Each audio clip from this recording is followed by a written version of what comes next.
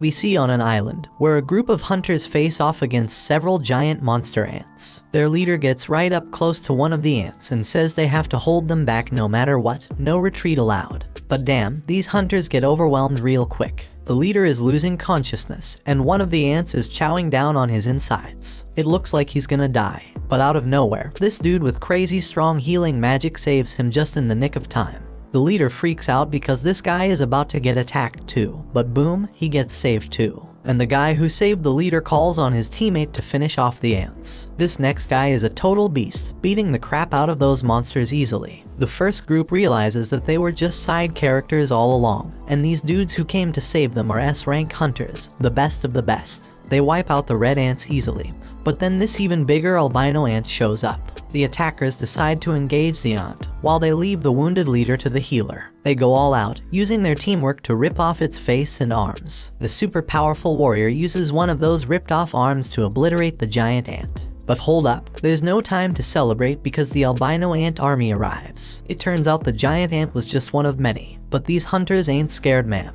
The mage guy powers up his lightning, and the brute dude goes into full-on Hulk mode, ripping his clothes apart with his massive muscles. You can see their crazy fight from the city, where this other guy named Choi is relieved they made it in time. Choi's got his hands full because the city's got a serious ant problem too. But he handles it like a boss and lights it up with some serious flames, leaving only the colorless ones. And he's got a team of exterminators to help him out. We then learn that over 10 years ago, portals that could connect to a different dimension suddenly appeared in the world. And guess what? All types of monsters come from the portal. Only folks with special powers, called hunters, can fight them off. The hunters are ranked based on their magical abilities, from S rank being the highest to E rank being the lowest. But here's the kicker, once their powers awaken, they can't get any stronger, no matter how hard they try. 3 years have gone by, and that construction site is now a dungeon raid spot. We see this dude grabbing some drink before he heads in, and one of his friends calls out to him. He's surprised to see him there since he heard that Park quit being a hunter. That was true, but then the economy smacked him in the face after his wife got pregnant a second time.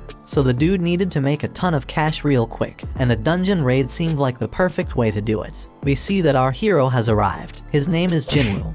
He recently joined the group, but they've already nicknamed him the weakest hunter ever. He greets everyone as he walks in, so Park asks why everyone seems to know him, thinking maybe he's some super strong hunter, but it's the complete opposite. Jinwoo is known as the weakest hunter ever. He managed to get himself injured and ended up in the hospital in an E-rank dungeon. They might as well create a new rank just for him, like an F rank, because he's that weak. But here's the thing, his reputation as the weakest works in his favor. If they call him in for a dungeon raid, it means it's probably gonna be a piece of cake. Jinwoo heard every word they said about him, but he couldn't deny it because it was true. He's just that damn weak. This woman named Juhi calls him out, and it turns out Jinwoo knows her from a previous mission they did together. But forget the greetings, she's more concerned about his latest injuries, and asks him what the hell happened this time. They sit down, and Jinwoo explains the embarrassing fact that he got injured in the lowest ranking dungeon. And get this, the team didn't even have a healer with them, because they didn't think any hunter would be dumb enough to injure themselves there. But they didn't take into account Jinwoo Dumbass' existence. Juhi gets pissed on his behalf, but Jinwoo already knows it ain't their fault. It's his damn fault for being so weak in the first place. It's time to enter the dungeon, and they're all about to head in. So this dude named Song Cheol suggests he be the party leader for this expedition. No one objects, so he leads the way, and before Jinwoo goes in, he gets a friendly reminder to stick close to the group, so he doesn't get hurt again. Jinwoo's only weapon is a crappy little knife with barely any magic power because that's all he can afford with his measly earnings. But he swears he'll give it his all anyway.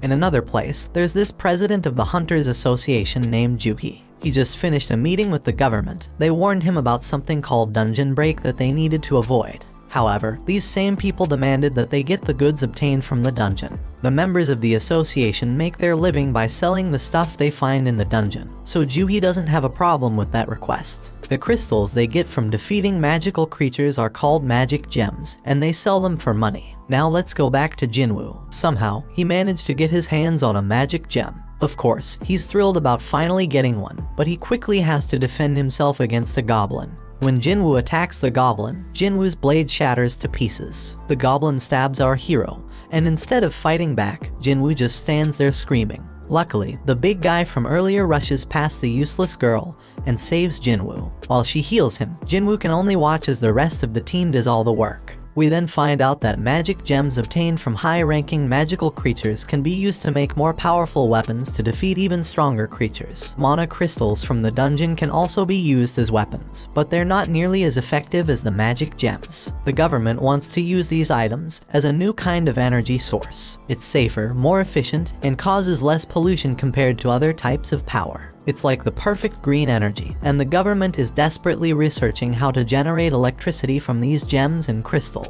Since these items can only come from the dungeon, hunters become incredibly valuable. Meanwhile, back in the dungeon, the team celebrates their victory after defeating the dungeon boss. Jinwoo must be the weakest person ever because he took a beating and Jinwoo is still healing him. She wonders why he even became a hunter if he's always getting injured, and thinks he's gonna meet his end one day. Jinwoo apologizes, but his words don't mean much and she's just worried about him. Everyone gets their share of the spoils from the battle, but there weren't many mana crystals, so they won't make much money. Jinwoo starts to doubt himself and feels disappointed to have only gotten a measly E-rank gem. He starts questioning if it's even worth risking his life for. One guy on the team calls everyone's attention to a huge hole, and they all gather around to figure out what the heck it is. Looks like a cave, but they're in a dungeon, so it's more likely to be a double dungeon. It's rare, but they've heard of it before, and their suspicion is confirmed, because they've already taken down the dungeon boss, yet the place hasn't started closing like a regular dungeon would. It seems like there's more loot to be grabbed deeper inside. Now Song Cheol tries to be the voice of reason and suggests that they follow the normal protocol by informing the association about the double dungeon and following their instructions. But the team ain't down with that idea, because it means giving up all the untapped loot that's probably waiting for them down there. Then this guy Park says it's just an F-rank dungeon, and then he brings up his wife and kid, talking about how he needs to make more money to support them. Song Cheol gets the point they're trying to make, but he wants to hear everyone's opinions before making a decision. Each team member chimes in with a mix of approval for venturing deeper and the realization that this is a clear death trap. In reality, 6 voices are answering to go to the cave, while 6 voices want to turn back. That means someone needs to break that tie, and the only one left who hasn't voted is Jinwoo. The decision is left up to him, and he knows damn well that a D-rank dungeon is insanely dangerous for him. But with his father missing, he's the only one in his family who can earn any money. He's already burdened with a ton of financial responsibilities. His mom's in the hospital, and his sister needs to go to college, so he can't stay broke forever. So he decides to go into the dungeon. Elsewhere, in the lab, where people are getting tested for their magical powers. In the waiting room, the others are ready to recruit any promising new hunters. This ranked hunter Choi has told his people that regardless of age or gender, they're getting recruited. Meanwhile, some thieves snatch a purse and get ready to run over a girl who's in their way. This girl fearlessly snatches the purse back from those guys without even blinking. It's like it's just a regular day for her. This girl is Cha-hee, the famous S-rank hunter. She's a celebrity, but she can't handle all the attention. Her fans go crazy over her, and she makes a super dramatic exit. Back in the dungeon, the party has been walking for 40 minutes now, and they haven't found anything valuable yet. And the portal to a dungeon closes after an hour, so they only have another 20 minutes before they're out of time completely. Jinwoo says sorry to Joo-hee for making her come along because of his vote, but she's more pissed about how he doesn't worry more about his own life. If he had been stabbed just a bit higher, he'd be dead. And on top of that, she had a hard time healing his hands and feet. She keeps scolding him, and he realizes that it's only because of the B-rank healer that he can survive. Jinwoo feels sorry, so she suggests that buying her a meal would be a good apology. Our boy is taken aback by her forwardness, but before they can continue their discussion, the team discovers the boss's room. It's unusual to find such massive doors, so something feels off. Kim refuses to leave empty-handed and is determined to enter, with the others joining him. Meanwhile, in the city, a group of hunters are going through an orientation where they watch a video of Gunhee. He explains that the dungeon portal has been around for over 10 years, and there are still many mysteries within. Being a hunter is dangerous, even for the most experienced ones, so they must always be cautious during a raid mission. They can't afford to be arrogant, and the main key to survival is extreme caution. However, this group in the dungeon seems to have completely forgotten those words and is entering a mysterious, dangerous, and unexplored room. These guys act very naturally, as if they're on some amusement park ride, as they've never seen a dungeon like this before. The statues look ancient, and at least 100 years old. Jinwoo is fixated on the biggest one, and Joohee starts feeling uneasy due to the eerie silence. Everyone wonders where the boss is, and Song Chil stares at something that looks like a magic circle on the floor. His attention is drawn to a tablet with ancient writings, containing commandments about worshipping some god. But Song is more concerned about something else. Joohee is certain she saw the giant statue's eyes move as if it was looking right at them.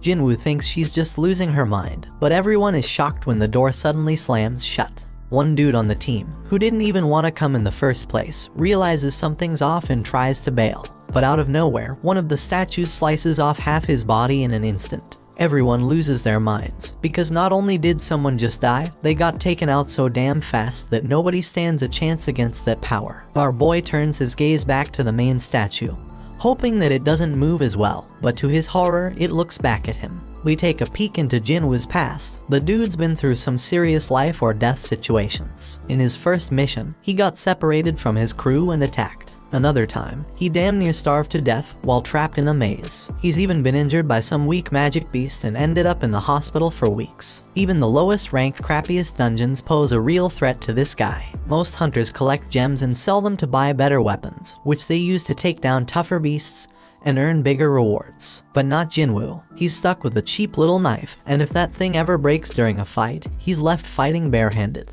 His clothes are all raggedy with holes in them. He constantly gets mocked by others. He is stuck in this dangerous job that barely pays the bills. His only way to survive is by finding clever tricks and studying every little detail around him. Fast forward to the present, Jinwoo senses the danger oozing out of the giant statue, but he can't warn the others in time. That giant shoots out a massive beam from its eyes, causing chaos and destruction. The team is freaked out, unable to wrap their heads around what's going on. Joohee's trembling in fear, and his buddy Jinwoo is wondering how the hell things ended up like this. They're trapped with no way out, and even if Jinwoo gets lucky this time, he knows deep down he's gonna end up dead sooner or later. But our boy wished to catch the One Piece episode before he died. Song Chil tells everyone to stay put because the statue will strike again if they move. Jinwoo is too terrified to move, and Song thanks Jinwoo for his earlier warning, when he shouts for everyone to get down because he saved them all. Song is a seriously tough dude, and Jinwoo is shocked to see that he's missing an arm.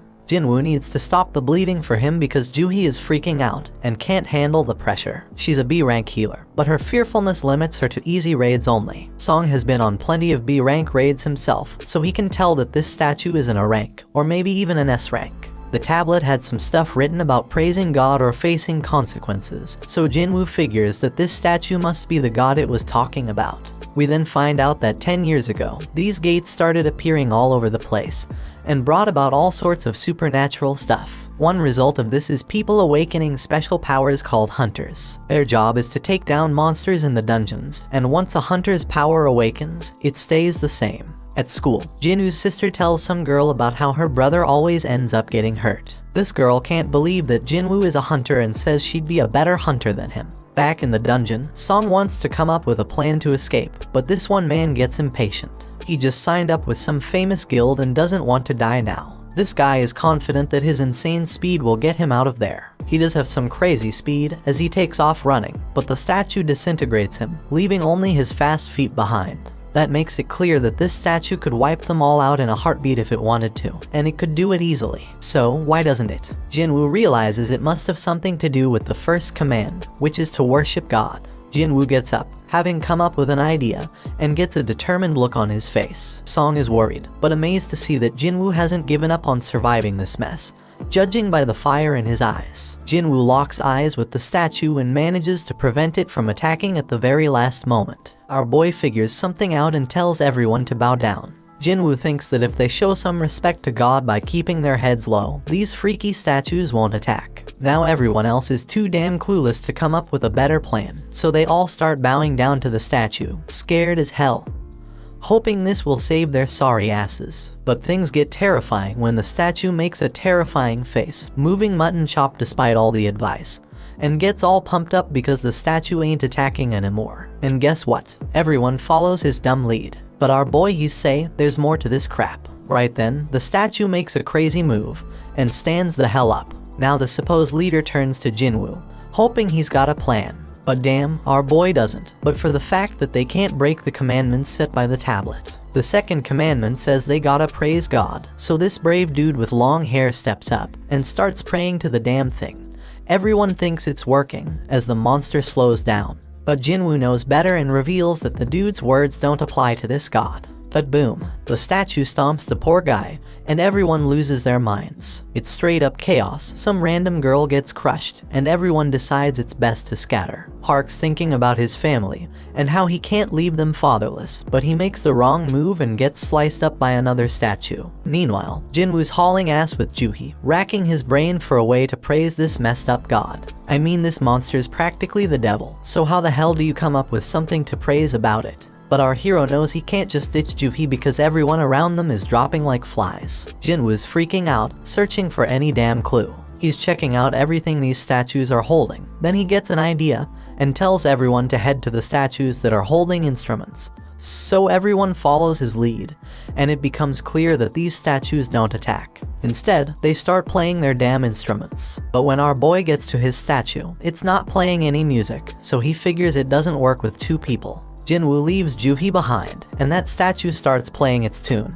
He hauls ass to find his statue, but damn, he nearly gets crushed. And then someone screams because Jinwoo's landed his sorry ass in front of the wrong goddamn statue. It slams its shield right on top of him, and Juhi goes nuts, screaming for Jinwoo. Our boy is still kicking, but he's in really bad shape, determined as hell not to give up. But damn, that giant's ready to finish him off for good. Jinwoo ain't ready to bite the dust, though even as that massive mofo stomps its foot down our boy. But guess what? Just in the nick of time, a statue starts singing, and we see Jinwoo made it to that statue just in the nick of time. He finally gets what it means to praise God, and the giant statue takes a chill pill and sits its ass down. Jinwoo tells Juhi he's fine, but she's shocked to see his foot ripped off. He tries to assure her he'll be alright, but she ain't having it. She's dead set on healing him, but her own body starts giving up on her. Everybody's in shock seeing how that goddamn raid went straight to hell. Some dude even tells Song that losing his arm was karma for leading them down this messed up path as their leader. Others think that's a bit too harsh, but Song takes full responsibility. But Jinwoo's way smarter than all these fools, because he knows there's no time for fighting because there's still one commandment left. Right then and there, the giant raises an altar smack in the middle of the room. Jinwoo knows them well from the legends, where they're used for offering treasure and sacrifices to the gods. The third commandment was all about proving your faith in God. Kim figures the sacrifice gotta be someone's life, and he couldn't think of a better candidate than their leader. They've all seen their teammates die, and Song's the one to blame. So Song steps up to that altar, but Jinwoo points out it ain't all his fault, since they all voted to come down there. Then fire pops up as Song approaches the altar, and he asks Jinwoo if there's something else he gotta do. Our boy, being the smartest and bravest of them all, asks the others to help him get to the altar so he can check it out. Jinwoo ain't thinking nothing bad's gonna happen to them, so they get him there, and what do they find?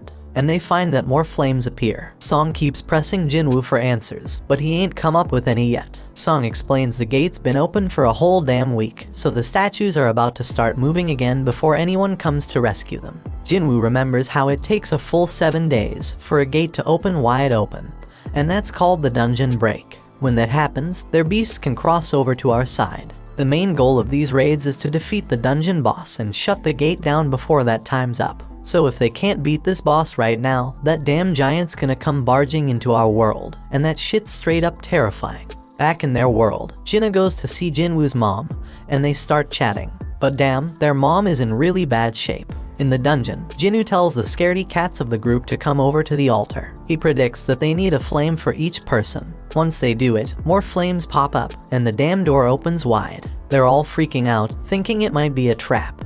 And to their surprise, the other statues start moving towards them. Everyone is panicking, but Jinwoo keeps his cool and starts analyzing the situation. This freaking genius is something else. He tells everyone to keep their eyes on the statues because they won't move if we're watching them. Everyone follows his orders, and shockingly it works. Everyone's doing their best to keep their eyes on those terrifying statues, but then this one chick gives in to fear and tries to haul ass toward the door. As soon as she crosses the circle, her flame goes out, but she manages to make it out the damn door. Song Cheol can't figure out what the hell is happening. The door closed a bit, but the girl made it out alright. He thought we were supposed to stay in the circle, so naturally, he turned to Jinwoo for answers. Jinwoo's just as confused, but he starts analyzing everything again. Those blue flames have been burning out over time. One of the fire ones went out when that girl escaped. The first order was to revere, the second was to praise, and the third was to prove our faith. Jinwoo is damn sure that the door must be a trap. This situation is dangerous as hell, and it's messing with our heads, giving us false hope. It makes him wonder if this is some test of our faith in this god. Jinwoo gets thrown to the ground as the next dumbass decides to make a run for it, and the same shit happens. His flame goes out, the door closes a bit more, and he seems to escape. Kim starts thinking about leaving too, but Jinwoo warns everyone not to move. If anyone else leaves, we won't have enough eyes on the statues to keep them from moving. He reminds everyone that as long as we keep our eyes on those statues and stay put, we'll be safe. Jinwoo shows off his deduction skills once again, saying that the blue flames are like a damn timer, and when they're all gone, we can leave. Kim points out that there's also a chance we'll get trapped when the timer runs out. He admits he didn't expect Jinwoo, the weakest member, to achieve this amount of success. They're only alive thanks to him, but Kim's got a family waiting for him, and he doesn't want to die. He just wants to make it home, and can't risk Jinwoo being wrong. Kim says sorry and bolts out the door. Our boy won't have enough eyes to keep tabs on all these damn statues. Those statues start moving again. Jinwoo ain't about to bite the dust here though. Things are worse than ever, but he reminds himself that he's pulled through tough situations before. But damn, things are worse than ever now. But Song Cheol shockingly tells Jinwoo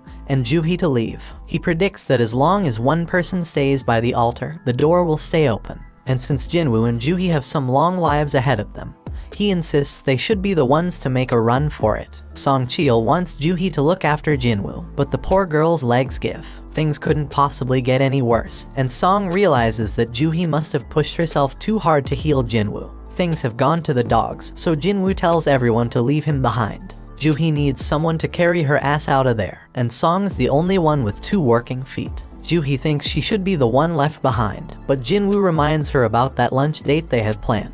He hands her his gem so she can treat herself to a meal, and promises to get the change when they all make it out of this dungeon. Juhee won't ditch him, but Sung apologizes and knocks her out. They're running out of time. He apologizes to Jinwoo too, and bolts with Juhee to safety. Our boy can at least find comfort in knowing he's the only one who's gotta bite it, and his only regret is not having a better damn life insurance policy. Our hero grabs hold of a sword, dead set on taking one of these statues down with him. He tells them to bring it on. Those statues go full savage mode, ripping into him as he fights tooth and nail to stay alive. Jinwoo thinks about how he has always been the weakest. He's constantly getting mocked for it, but he's always given it his all. These damn statues ain't letting up, they chop off his arm, and Jinwoo screams in pure agony. He's angry because it doesn't have to end this way after he poured his heart and soul into trying to become stronger. But these statues keep inflicting more pain, and thrash him about further. But despite all the setbacks, he can't help but think about how he gave everything he had to make it this far. He's a fighter, even with just a sliver of life left in him.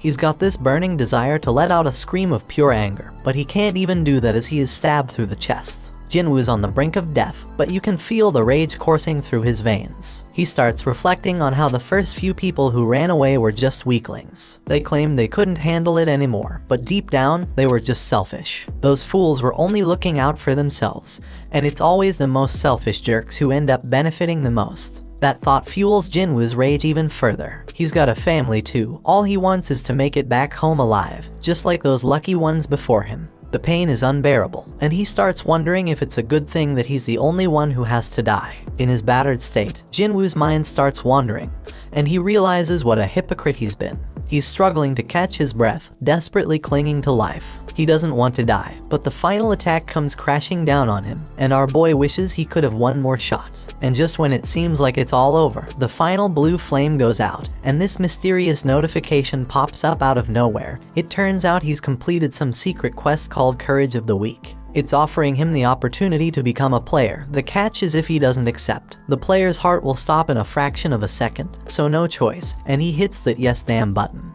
Right at that moment, Jinwoo wakes up in the damn hospital, and he's straight up shocked to find out that he's still got his damn arm. He remembers getting dismembered and all, but here he is, with his leg intact too. No sign of getting stabbed in the chest either, so he starts thinking, was that all just a crazy dream? And just when he's pondering this, some dude named Woo rolls up and introduces himself as the manager of the Hunter Association surveillance team. And that purple-haired dude, yeah, his name's Kang, but they ain't saying why they are there. They do reveal that Jinwoo was unconscious for 3 straight days. And get this, Joohee and Song ain't dead either. Song lost his arm though, so he might have to peace out as a hunter. Joohee's all sorts of messed up mentally, so she's getting psychiatric care. But it doesn't look too good, bro, so she's probably not gonna continue as a hunter. Only 6 peeps made it out alive from that crazy double dungeon they stumbled upon. Being a hunter is always a risky business, but what went down that day was a real tragedy. And here's the real mind-boggler, when another guild showed up later after being alerted by the survivors, and they found just Jinwoo. No signs of the temple or their statues. The survivors all told the same wild-ass story, which is hella hard to believe. Everyone's stories match up perfectly, so nobody's suspecting them. It's a crazy situation. And now, Woo's got this theory. He looks at Jinwoo and asks if he has a second awakening. Woo explains that a hunter's power is determined when they awaken it, and it doesn't change after that. But on some crazy rare occasions, a hunter can go through a second awakening. This mind-blowing event can push them past their previous limits, even to the ORS rank. Jinwoo gets all pumped up, thinking about this, and Woo brings out this meter thing to test Jinwoo's power. Woo figures that if they really went up against an instant-level magic beast as the survivors said, a low-level hunter wouldn't stand a chance. And since there ain't a single monster trace left behind, the most likely explanation is Jinwoo's second awakening. Jinwoo's hyped as hell to hear the results of his mana test. But damn, the results ain't looking good. Woo admits they messed up, and they leave. Turns out Jinwoo only scores a lousy 10 on the test. Even E-rankers usually get at least 70. A score of 10 puts Jinwoo in civilian territory. And to top it off, the dungeon just vanished, so they can't even investigate how Jinwoo pulled off survival. Jinwoo's bummed out by the whole damn thing, but he can't help but wonder why those guys didn't ask about the freaking thing floating in the air. He's freaking out, wondering if he's the only one who can see this, and then he realizes it's like a touch screen or something. Jinwoo remembers getting a message about becoming a player, but his sister interrupts his thoughts. She's all worried about him, so he apologizes and asks if she can see the panel. She can't see it, so he asks if she knows how opening messages in games usually work. Jinna thinks he's gone nuts, but our boy reminds her she used to be a gamer. She gives him the obvious answer, saying he just needs to check his inbox. Right then, a notification pops up saying Jinwoo has a daily quest, which is all about strength training. After Jinna leaves, our hero opens up a ton of these panels. They explain that the system is there to help the player get better, and if he doesn't follow it, there's gonna be consequences. They've also sent him some rewards, but Jinwoo has no clue what any of it means. Jinwoo accepts his daily quest, which sets out a bunch of goals like push-ups, sit-ups, squats, and running. But if he fails to complete the quest, he's gonna get penalized. Jinwoo starts wondering if this whole thing's a joke since he's stuck in the hospital and ain't got no energy for any of that crap. Outside, Woo tells the chairman that Jinwoo didn't have a second awakening. The whole incident's still a mystery, so they gonna mark it as a special case and look into it more. Meanwhile, Mr. Choi tells Cha-hee that she gonna be part of a B-rank raid as an instructor. This raid's gonna test and train the recruits, and he can't think of a better instructor than her. Cha-hee doubts her teaching skills, but Mr. Choi tells her to just fight like she always does, and everyone gonna learn from watching her. He goes on to explain that the Hunter Guild is one of the top 5 guilds in the country, but they ain't nothing special on the international stage. Hunters can't level up on their own, but they can improve their collective combat skills. Somewhere else, another gate opens up, and the observers are all like, damn, when are the hunters gonna show up?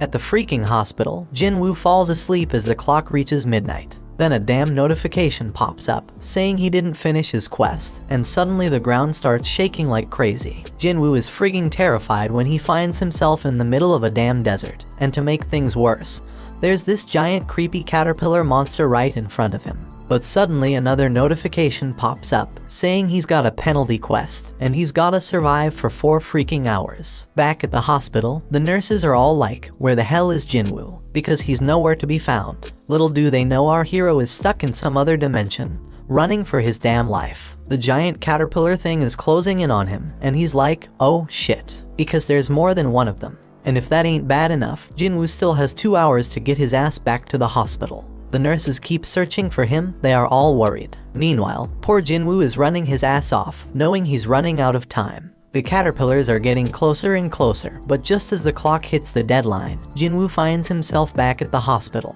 The notification confirms that he completed the penalty quest, but Jinwoo is so drained that he ends up puking and passing out. He gets another reward, but he's out cold and has no idea. Later on, Jinwoo tells his sister that he's healing up nicely and might be able to go home soon. So he gets dressed in his fancy tracksuit and heads outside. Over in another place, Juhi gets a request to join a raid, because some D-rank gate has shown up. The other guilds are busy, and Juhi can't bring herself to agree to go. On the other hand, Juhi gets some good news that Jinwoo has woken up from his coma. Juhi is all nervous and shit as she goes to visit him, but the nurses are like, he's running again, just like every day since he woke up. Outside, Jinwoo is thinking about how it's been 4 days since he woke up, and he's learned a few things. First off, those pop-up windows he's been seeing are for real, not some crazy hallucinations. And when he completes his daily quest, he gets 3 types of rewards. One is full recovery, which he uses now to shake off all that exhaustion from running. Then there are ability points, which he can use to boost his skills. Currently, our boy can totally feel the difference. He's got some serious power now. So this dude Jinwoo, he's got mad skills with inventory screens. Jinwoo takes a moment to think about how dang strange his life has just become and points out how it's like a freaking video game. But while he was messing with his screens, everyone around was just gawking at him. Anyway, this dude completes his daily quest and gets a random loot box as a reward. And guess what? Today's loot is a mysterious key. Usually, he just gets useless junk like pens and bandages, so this key is a total surprise. Then he gets a notification saying the key is for teleporting to some instant dungeon, with a location and all. Now Jinwoo doesn't know what the heck an instance dungeon is, but based on everything that's been going down, he figures it's some kind of event to help him get stronger. In this world, these things called gates open up all the time, and they even get a news report to keep track of them. Jinwoo goes to see his mom and remembers when he found her passed out. Turns out she's got this messed up sleep disease called final rest, and it showed up when the gates appeared. Some people say it's because of the constant exposure to mana. Modern medicine can't do much except keep them on life support. Jinwoo busted his ass to make enough money to become a hunter so he could pay for his mom's treatment. He told Jinna that he'd soon be able to afford their mom's treatment, but she was scared shitless about how dangerous being a hunter is. Jinwoo tries to reassure her that things will be okay from now on and tells her to trust him. But damn, it's clear that he's useless in a fight, and he ain't getting nothing from the rewards because of it. But things are different now. Jinwoo's putting in work to train his body, pumping all his ability points into strength. He even shows off an apple that he's crushing to show his progress. This dude's dead set on getting stronger and ain't taking no shit. So he heads to the location from the key notification, fully prepared for whatever's coming. And if shit gets too real like it did in that raid, he'll just haul ass and run away. When Jinwoo pulls out his key, bam, a freaking keyhole appears out of nowhere. Jinwoo uses the key to unlock it, and boom, a mysterious gate shows up. So he walks through it, and guess what? A notification pops up saying he's in an instance dungeon. The exit's sealed off, but regular folks don't even notice it. Turns out this place is like a whole other dimension, and these instance dungeons ain't like your regular dungeons. He thinks it's kinda like a red gate, but he ain't got much info on those since he's never been in one. Jinwoo realizes he can't just run like he planned, and then another notification pops up. It says the only way out of this joint is by beating the boss or using a teleportation stone. Jinwoo's couldn't even take down an E-rank beast before, and now I gotta clear a whole instance dungeon all by myself. He wonders if he's really up for it, but he figures he ain't got no choice, so he starts making his way through. But damn, Jinwoo's confidence starts to fade real quickly. And it ain't without reason, because a bunch of goblins show up right in front of him. Jinwoo gets a flashback of when he got stabbed, and these goblins come at him. These little suckers are relentless, they're swinging and charging like crazy, but Jinwoo's doing a good job dodging and blocking them. But damn, he gets overwhelmed eventually. But you know what? Jinwoo gets pissed off and straight up stabs one of those goblins. He's feeling more confident after that, so he takes out the other two like it's nothing. Jinwoo can tell he's getting stronger, but out of nowhere, this beast shows up. It shatters his freaking dagger like it's made of glass. Jinwoo can sense this monster is way stronger than the goblins. As this creature stares him down, his legs freeze up. He's thinking, what the hell? Am I scared? Because he didn't think he was traumatized from the raid. But his legs keep trembling, and this monster starts its attack. Jinwoo barely dodges it, but it manages to scratch him. He ain't got no healer with him, so if he gets injured again, game over for him. This monster lets out a howl and charges straight at Jinwoo. Jinwoo is dodging like a ninja. He can't believe how damn light he feels. The monster tries to come at him again, but Jinwoo ain't taking that crap no more. He's done being a pushover and decides to throw a powerful punch. Damn, he can't believe how much stronger he feels after beefing up his strength. Sure, the monsters still got the upper hand, but Jinwoo ain't giving up without a fight for his damn life. His attacks ain't doing much though, so he's gotta focus on evading the monster's strikes. Now Jinwoo's at a loss for what to do next. He realizes he can't handle this alone, so he bolts because he ain't got no party or healer. All he's got in his bag is water and food, and he wishes he had a weapon with some magical mojo. But then, Jinwoo gets a freaking brilliant idea. He checks his inventory and pulls out a sword at the freaking last moment. And boom, he slices that monster in half with a sword. Jinwoo has no freaking clue how the sword ended up in there, but he remembers Kim saying he dropped 3 million on it. That's a weapon Jinwoo could never afford. But who the hell cares? It's an emergency, so he decides to make the most out of it. The pain from the fight is starting to fade, but then 2 more of these damn monsters show up. Jinwoo ain't scared anymore though, because he got his weapon. But damn, the sword gets stuck. He's panicking, desperately trying to yank it out while the monsters close in. Just in the nick of time, he manages to free it. Jinwoo kicks one of the wolves away, but damn, the other one's got some steel fangs. He kicks that sucker and tells it to find something else to chew on because he just got his sword. He takes down that monster, and now there's only one left. But Jinwoo's like, these things ain't nothing compared to the giant statue. Now all Jinwoo's gotta do is act tough, and the remaining wolf runs off like a scaredy cat.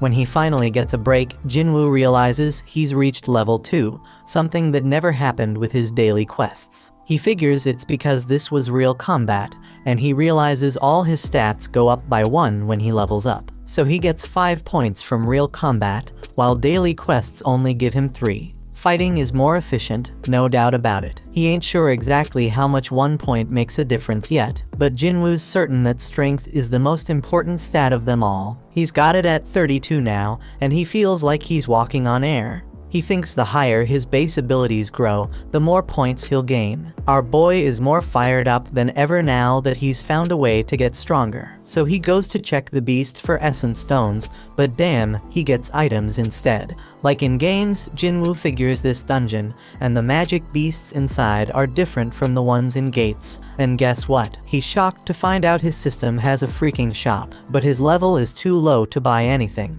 At least he can sell stuff though. The dude manages to get 20 gold from a tooth. Jinwoo ain't sure how much that's worth, but he remembers he's in an E-rank dungeon, so it probably ain't much. Now Jinwoo's thinking about what he's gotta do next. He can't bounce until he beats the boss, and he ain't got a clue where to find a teleportation stone. To make things worse, if he stays too long, he'll run out of food. He knows damn well he can't take down a boss right now, even if it's just E-rank, so he's wondering if he should level up first. Right then, Jinwoo's mind gets blown when a whole pack of wolves shows up. Jinwoo tells himself not to be scared because he already knows what dying feels like. This time, he charges straight at them wolves and starts slicing them up like a meat. Jinwoo promises he ain't going down easy, but he knows them wolves ain't gonna give up either. This dude's getting a little crazy because he wants the fight to last and be intense. He just wants to get stronger, so he's gonna follow all them ridiculous rules from the system. Jinwoo chops through all the monsters and notifications pop up everywhere like crazy. When he's done, he gets a final notification saying he's now the wolf assassin. Outside, some folks walk by a portal, and they wish the damn city would do something about it already. Inside the dungeon, Jinwoo's dead tired, and he realizes his sword's about to give out. Just then, he gets a notification explaining the perks of being a wolf assassin. Jinwoo gets a 40% boost to all his abilities when fighting animal-type monsters. And guess what? When he checks his inventory, he finds a whole bunch of fangs and a cloak. But here's the real kicker. He also finds a teleportation stone. Jinwoo thinks about using it to bail, but he hesitates because he might never get this easy of a chance to get stronger again. He's got no clue what's gonna happen to this dungeon when he leaves. It might just vanish into thin air. It could be like some limited time event in a game and vanishing without a trace. Faced with this tough decision, Jinwoo decides to keep moving forward. Meanwhile, Juhee gets a call from the Hunter Association saying there's been a dungeon break at a gate nearby. They're running low on healers, so they need her help. Juhee feels guilty because she turned them down before, but now she's like, damn, Jinwoo worked his ass off, I gotta step up. While Jinwoo's still fighting in the dungeon, he realizes the higher his level gets, the easier it is to kick monster ass. Plus, the text describing them starts changing colors. White means they're weak as hell, orange means they're on par with him, and red means they're seriously strong. Those wolves that were red before, now they're white. That means Jinwoo has seriously leveled up like he's become a beast. Jinwoo knows there's this one monster lurking downstairs that he can't mess with at his current level. His perception skills are on point now, and he can feel something straight up terrifying down there. This monster is so damn powerful, it's giving him mad goosebumps. Jinwoo's sword is almost done, and he ain't see any more room for leveling up in this area. But his whole goal is to get stronger, so Jinwoo decides to just go down the damn stairs. When he reaches the bottom, bam, something attacks him with lightning speed, and he barely has time to react. Jinwoo's sword snaps in half, and this massive serpent pops up in front of him. Damn, Jinwoo's mind is blown, because even with all his leveling up, this beast's name is still orange to him, which means it's insanely tough. It's crystal clear that this snake is the boss, and there's no way his sword can pierce its thick scales. He knows for sure that fighting without a weapon would be a death sentence, so when the snake strikes, Jinwoo goes all out with his sword. This colossal snake knows how to pack a punch, so Jinwoo needs to figure out a way to get around its defenses. But damn, this thing's armor is hella tough, so all Jinwoo can do is run for his life. The snake whips its tail like a straight-up badass, and Jinwoo knows he's screwed if he gets hit. He does his best to block it, but he takes some serious damage. This creature doesn't quit. Jinwoo gets tossed around like a rag doll, and he even has a train launched at him. Our boy thought he had gotten stronger, but it wasn't enough. The train barely misses crushing him, and Jinwoo starts questioning himself. How much stronger does he gotta get before he stops being the laughingstock? He remembers when people called him the weakest hunter ever, and it hits him hard. Song was the one who spilled the beans, and he pumped up Jinwoo to prove them all wrong. As this snake straight up overwhelms him with its crazy power, tossing him into a whole new area, Jinwoo has an epiphany. He got stuck with that nickname because he was weak, the same reason he got mocked. Jinwoo takes a second look and realizes that those with mad strength always have the upper hand in any situation. But the powerless ones ain't got nothing to do around the strong except shake in fear and stand around like losers. The weaklings always get looked down upon. You might be smart, creative, and caring, but when you face some serious strength, none of that's gonna save your sorry ass. Jinwoo figures out that being kind won't get him anywhere, so he's gotta toughen up. With this newfound determination, Jinwoo straight up jumps on that snake. The ferocious monster throws him off, but Jinwoo swears to himself that he'll get stronger, and suddenly his body starts glowing. Jinwoo dodges the snake again like a boss and strikes it with his sword, but he's even more determined now. He compares what he's feeling right now to the terror he felt during that raid, and declares that this is gonna be way easier than that day. Jinwoo pulls off this sick move, using his sword to ride the snake again, but then he tosses it aside all shaky, and grabs that beast with his bare hands. Jinwoo admits that he's been laser focused on boosting his strength ever since he got that leveling system. So he decides to rely on that now and starts crushing the snake's tough scales. The snake's trying to shake him off, but it's too damn late because Jinwoo knows he can kill that sucker. Jinwoo straight up demands the snake to die, using his crazy physical strength to defeat it. Then boom, he gets a notification saying he leveled up multiple times, and our hero bursts out laughing. He's like, damn, I really got stronger. We see the aftermath of this epic battle. Another notification explains that he just kicked the Swamp King's ass. He gets this badass dagger made from the serpent's fangs that's twice as powerful as Kim's sword. It even has paralysis and drain effects, oh, and he also gets this toxic potion that'll make his skin tough as nails, but mess up his muscles permanently. Now the dungeon turns into a train station, and Jinwoo realizes he beat the whole damn thing by himself. He's walking around with his broken sword, but there's nobody in sight. Some soldier tells Jinwoo to find shelter, but he quickly figures out that Jinwoo is a hunter. The soldier's like, my bad, let's go kick some ass together. There are monsters all over the place, so Jinwoo figures it must have been a dungeon break, and some magic beast came out of a portal. The soldier says they handled most of the situation, but there's still one huge badass monster left. Jinwoo's perception ability has gone through the roof, and he can sense where the boss is. We see this massive golem wrecking shit, and the people are scared as hell it's gonna get worse. The hunters are struggling to fight it, and the leader tells the healers to focus on keeping their tank alive.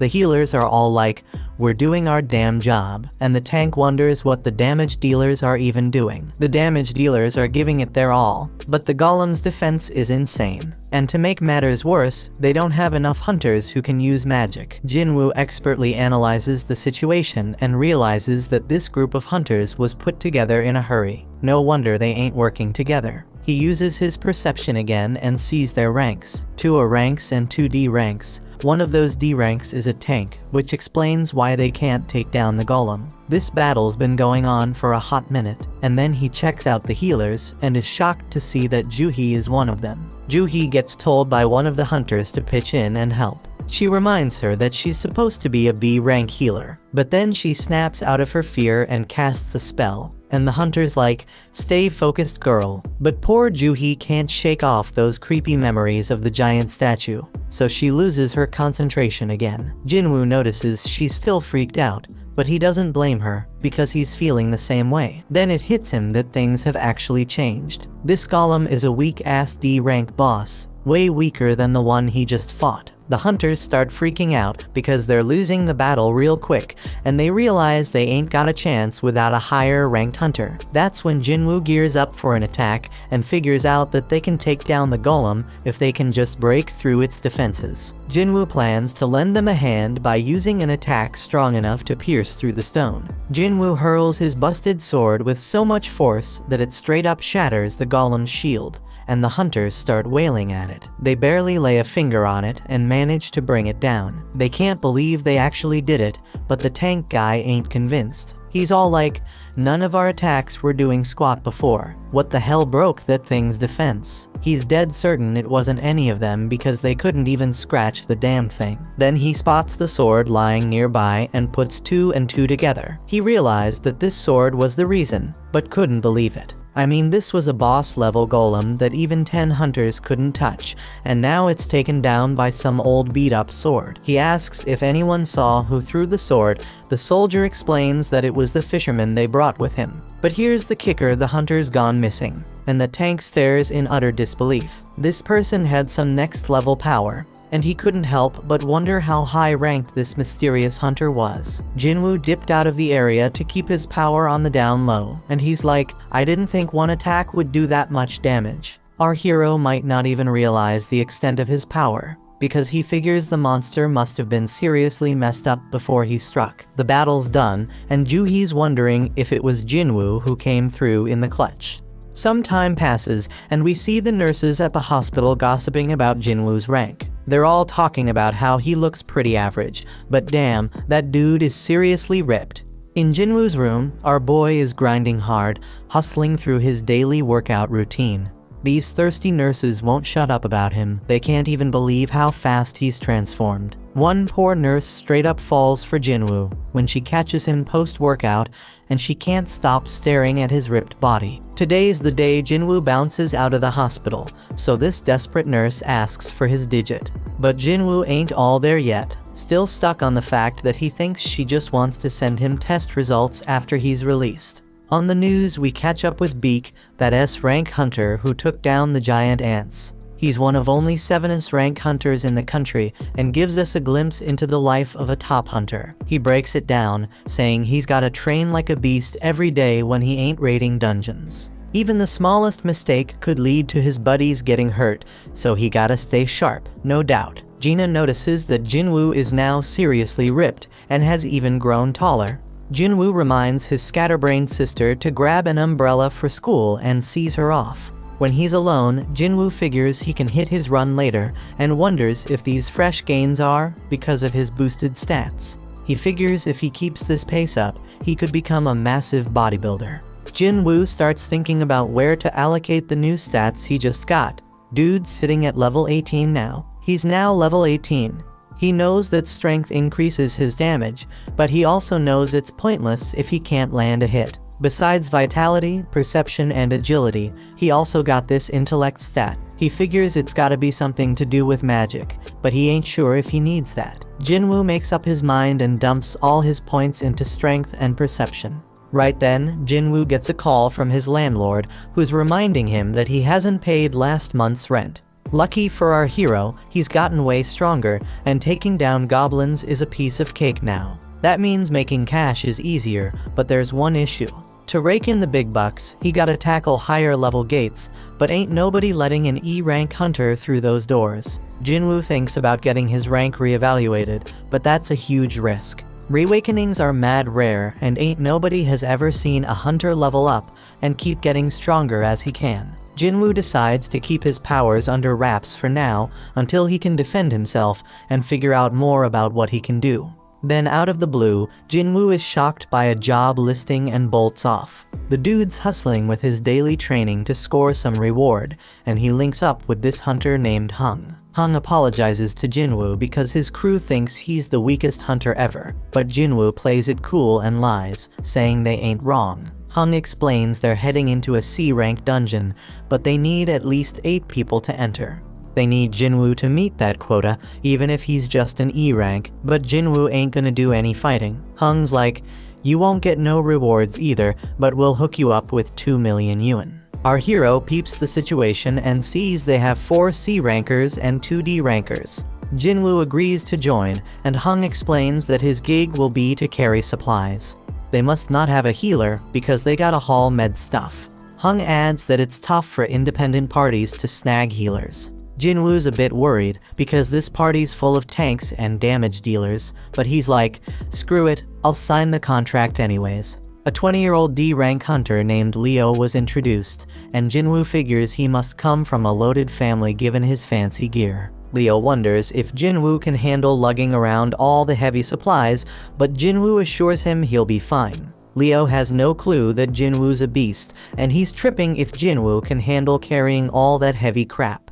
Leo starts spouting off about the president overseeing the construction site they're at, blabbering on about how the guy skipped town after swindling 900 billion yuan, leaving everyone astonished. They all roll up to this freaking massive gate and start thinking if it's really just some C-rank dungeon. Leo questions if they'll be alright, so Jinwoo explains that the size of the gate ain't that important. What really matters is the magic power flowing from inside. And that's what the Hunter Association uses to assign ranks. Anything above a B rank, the big guilds take care of, so this C rank joint shouldn't be too much of a challenge. Jinwoo knows all this because he's been a hunter for a while, but he realizes he ain't never actually tackled a C rank dungeon before. They step through the gate and use the light to check things out, but damn, they're shocked to find there ain't no magical creatures in there.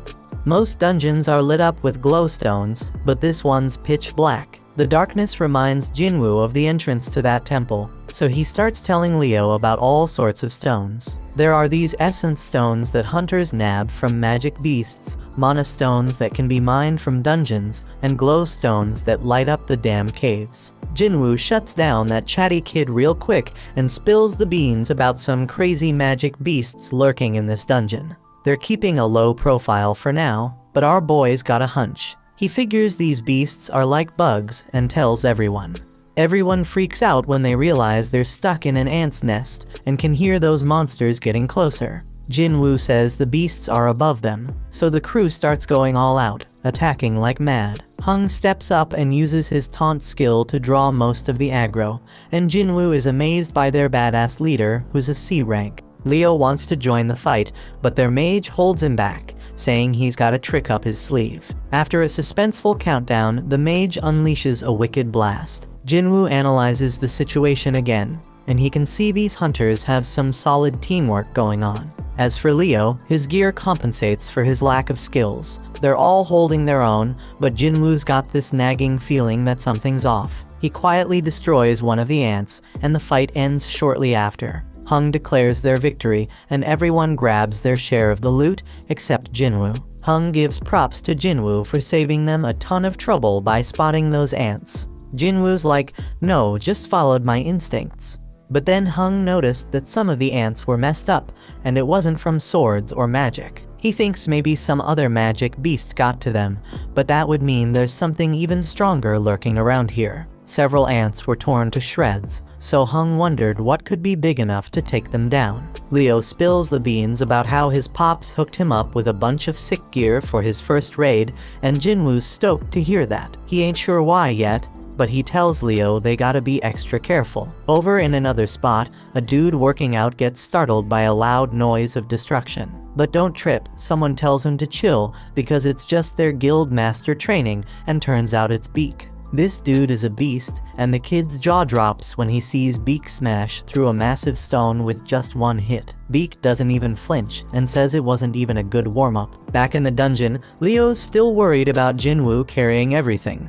But Jinwoo's like, no man, getting paid to not fight? That's a sweet deal. But deep down, our boy's thinking might be too good to be true. He does some more thinking and realizes this crew is battle-tested, but ain't got no healer. Plus, they needed more members to meet the party quota. The group gets worried because they've covered a ton of ground in the dungeon, but haven't come across a single healthy critter. The dungeon boss gotta be alive though, because the gate would have closed if it wasn't. They stumble upon a bunch of webs and figure out that the boss's lair must be through that tunnel. They go through the tunnel and damn, they find a crazy load of mana crystals. Now these crystals ain't as valuable as essence stones, but we're talking at least 1 billion worth of crystals. One of the hunters even says that Hung's brother would be hella jealous of this find, but they shut him down real quick. Hung's got some hidden motive, they think, because his brother can't always be right. Hung ain't about to play second fiddle to his bro, so he's gonna use this massive haul as his own personal strike team training ground. Now Leo is the legal whiz, so he takes a look at Jinwoo's contract and spots something fishy. He tells Hung that the contract only says Jinwoo ain't getting a cut of the battle drops, but mana crystals ain't battle drops. That means they gotta split their findings 8 ways instead of 7. Hung all smiles and agrees, but he reminds them that the dungeon boss is nearby. They gotta defeat that boss to close the gate, so they gotta haul those mana crystals out before they take on the spider boss. Lucky for them though, the spider's snoozing. But Hung flips out on one of the hunters because they forgot to bring the transport gear. Hung tells Leo and Jinwoo to chillax while they go fetch the gear, and he assures them that the spider won't wake up unless something pisses it off. Hung points out that they're both newbies to C-rank dungeons and tells them to just trust his decision. He's got some business to discuss with his team, so they're gonna take a break too. As they leave, Jinwoo starts analyzing the situation again. He finds it weird that they ain't got any experienced folks to call in and help them meet their quota. From a good distance, we peep at how wicked Hung is. He straight up orders one of his crew to seal off the boss's chamber. The dude follows through, and Leo realizes they got backstabbed. This is exactly what Jinwoo was worried about. He remembers how Song warned him that there are some real crooks in their line of work. Raiding dungeons is no joke. Accidents happen all the time. And in that chaos, crimes can go unnoticed. Ain't no security cameras in these dungeons, so as long as there ain't no survivors, there won't be no evidence. Leo is pissed that these dudes are really willing to throw them under the bus for some mana crystals. He's starting to regret even bringing up the damn contract. But Jinwoo ain't falling for it. They were ready to off them at any moment if they stepped out of line. Now their main concern is the boss that just woke up, and Leo tells Jinwoo to fall back. Jinwoo spots an exit, but he quickly realizes that Hung already knows about it. The spider's wide awake now, and Jinwoo realizes this C-rank beast is on a whole another level. But hold up, our boy ain't about to back down. He takes charge, telling Leo to stay out of the way because he's gonna throw down with this thing. Jinwoo summons his weapon and declares he's gonna beat its ass. When Hung's crew bails out of that dungeon, the mage is all like, why didn't they just take out those 2 newbies themselves? But Hung explains they couldn't risk waking up the spider, because they needed snoozing to grab those sweet mana crystals. He ain't worried though, because some dude with 0 experience, and the weakest hunter ever ain't got no chance against that spider. The plan is to wait for the spider to chow down on them and pass out again. They can't go in guns blazing, because it would wake the spider up, but Hung knows about this little path above the cave. Worst case scenario, the spider doesn't pass out after munching on the newbies. If their crew can't nab them mana crystals, their group will at least swipe Leo's gear, which is worth a fortune.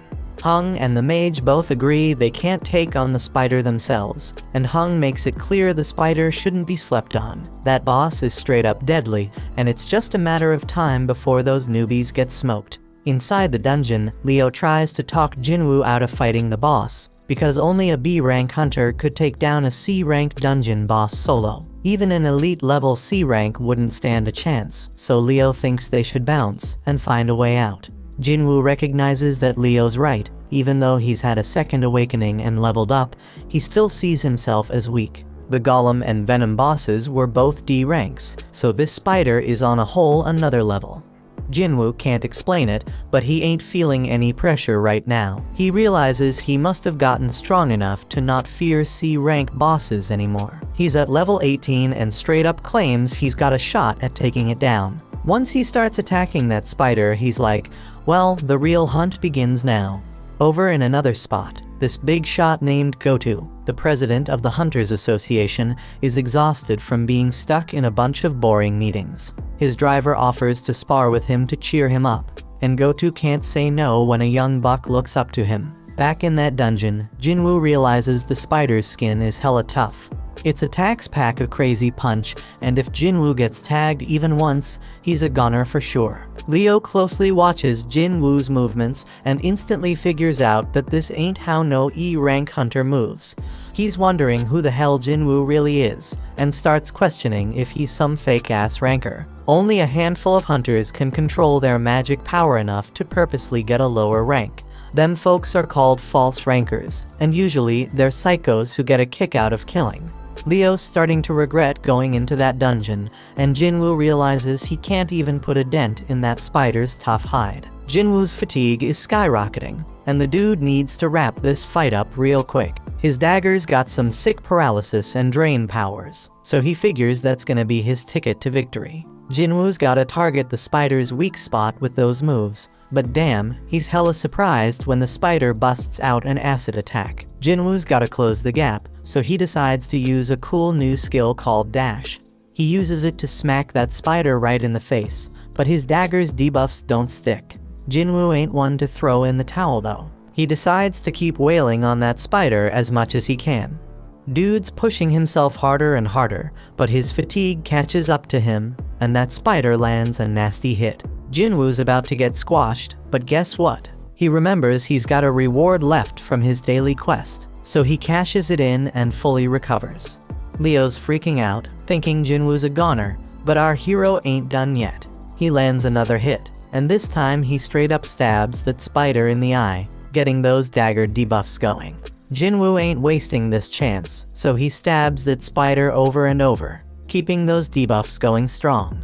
Eventually, that spider just can't take it anymore and goes down for the count. A notification pops up, saying Jinwoo just took down the dungeon boss. Jinwoo knows he got lucky not picking a reward before diving into that dungeon, because he'd be 6 feet under right now for sure. Leo's mind is blown, seeing Jinwoo take down a dungeon boss all by himself. He's more convinced than ever that Jinwoo's some kind of fake ranker. Jinwoo scores a gem from that spider, and Leo rolls up, offering to carry their supplies from now on.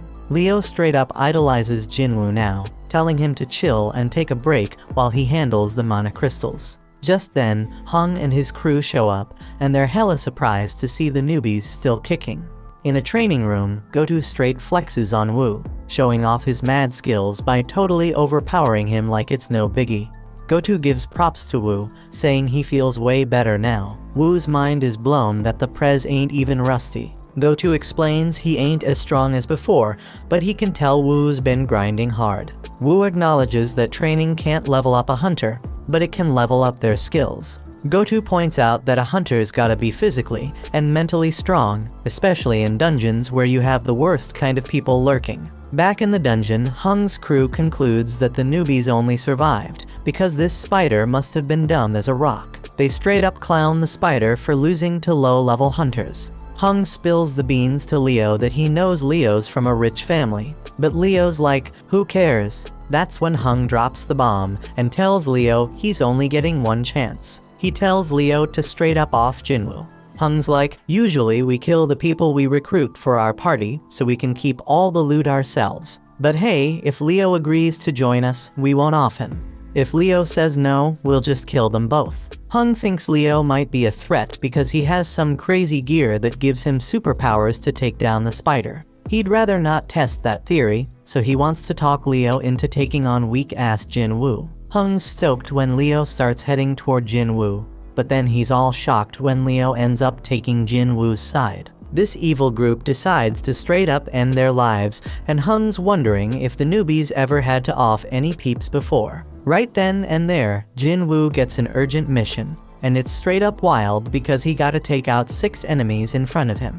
Now the gang decides to go after the weaker one, so the mage attacks Jinwoo. Leo's all worried about his new buddy, and freaked when he sees how messed up Jinwoo is. Meanwhile, one of the group members, Chahi, was told to brag about how amazing she was. They struggled with a rank beast, but she took it down in a flash. These girls feel lucky because they are in 2 of the sickest guilds around. After all, there are all sorts of messed up stories about the other squads, like those strike teams with crazy high death rates. Back in the dungeon, Hung's like, it's game over, Jinwoo's done for. Jinwoo starts beating himself up for forgetting, and reminds himself that this world is all about survival of the fittest. It's a world full of shady tricks and backstabbing.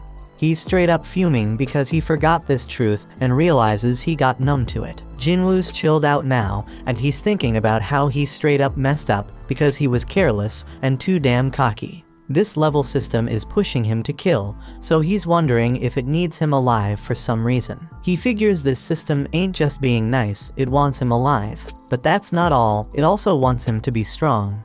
So Jinwoo's like, if this system wants to use me, then I may use it right back. He tells the crew that they remind him that the weak ones are the ones who bite the dust in the dungeon. They are stoked to hear the weakest hunter knows how it goes, but Jinwoo points out that they better be ready for when this rule doesn't work in their favor. One of them ain't cool with Jinwoo calling them prey, but Jinwoo wastes no time showing them what he means. Everybody's straight up shocked when this dude's head gets sliced off, and Jinwoo's like, that's one down, as the kill count pops up on the updates. Jinwoo just realized he straight up murked someone, but he knows damn well he would have been 6 feet under if he hadn't. Ain't no turning back now because only the strong survive. The crew snaps out of their shock, seeing an E rank take out one of their D ranks, and they come at Jinwoo with all they have. But it's all futile because Jinwoo starts shanking them one by one. His debuffs kick in, and he takes out 2 more suckers.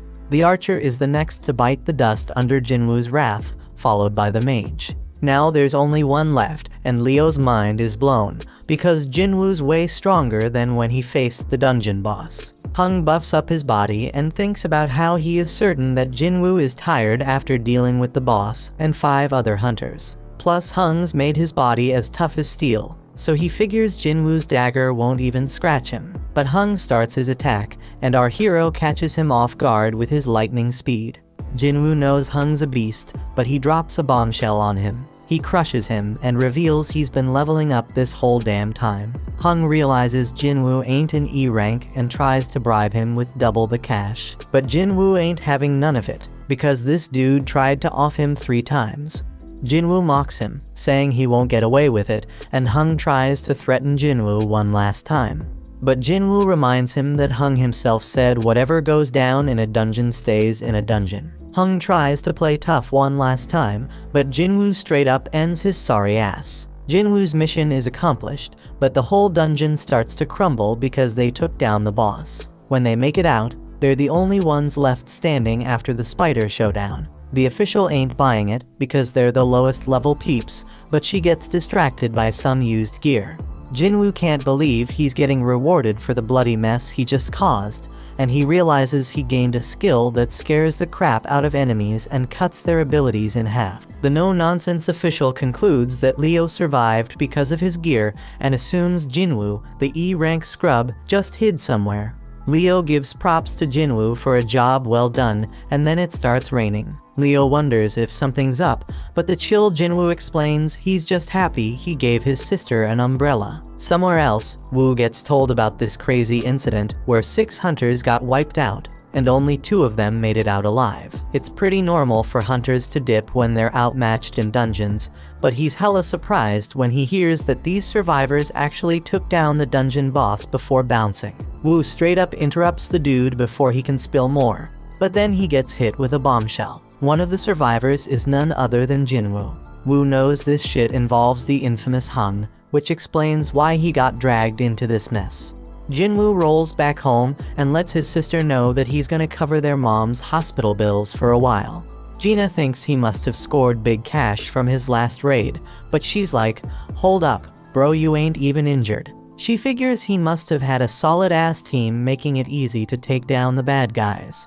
Jinwoo admits that it was a piece of cake, not just because he was way stronger than them, but also because he didn't hesitate to finish them off. In the past, he would have looked for an escape route, but the new Jinwoo was ticked off at them for even thinking they had a shot against him. He wonders if leveling up made him bold, but he reminds himself that they were humans, not dungeon monsters. Gina snaps him back to reality, and he remembers why he's getting stronger. It's so he can stay alive and hold it down for his family. So if he had to do what he did in that dungeon again, he would. Just then, some harmful substance gets detected in his body, and he realizes it's from what he's drinking. But Jinwoo keeps sipping, and he notices he ain't getting drunk at all. Then a notification pops up, revealing a reward he got from that double dungeon. It cancels out any toxic or messed up conditions and amps up his regenerative abilities. He was too busy to check his rewards that day, but now it all makes sense why he grew his damn arm back. Shit's getting real, my friends.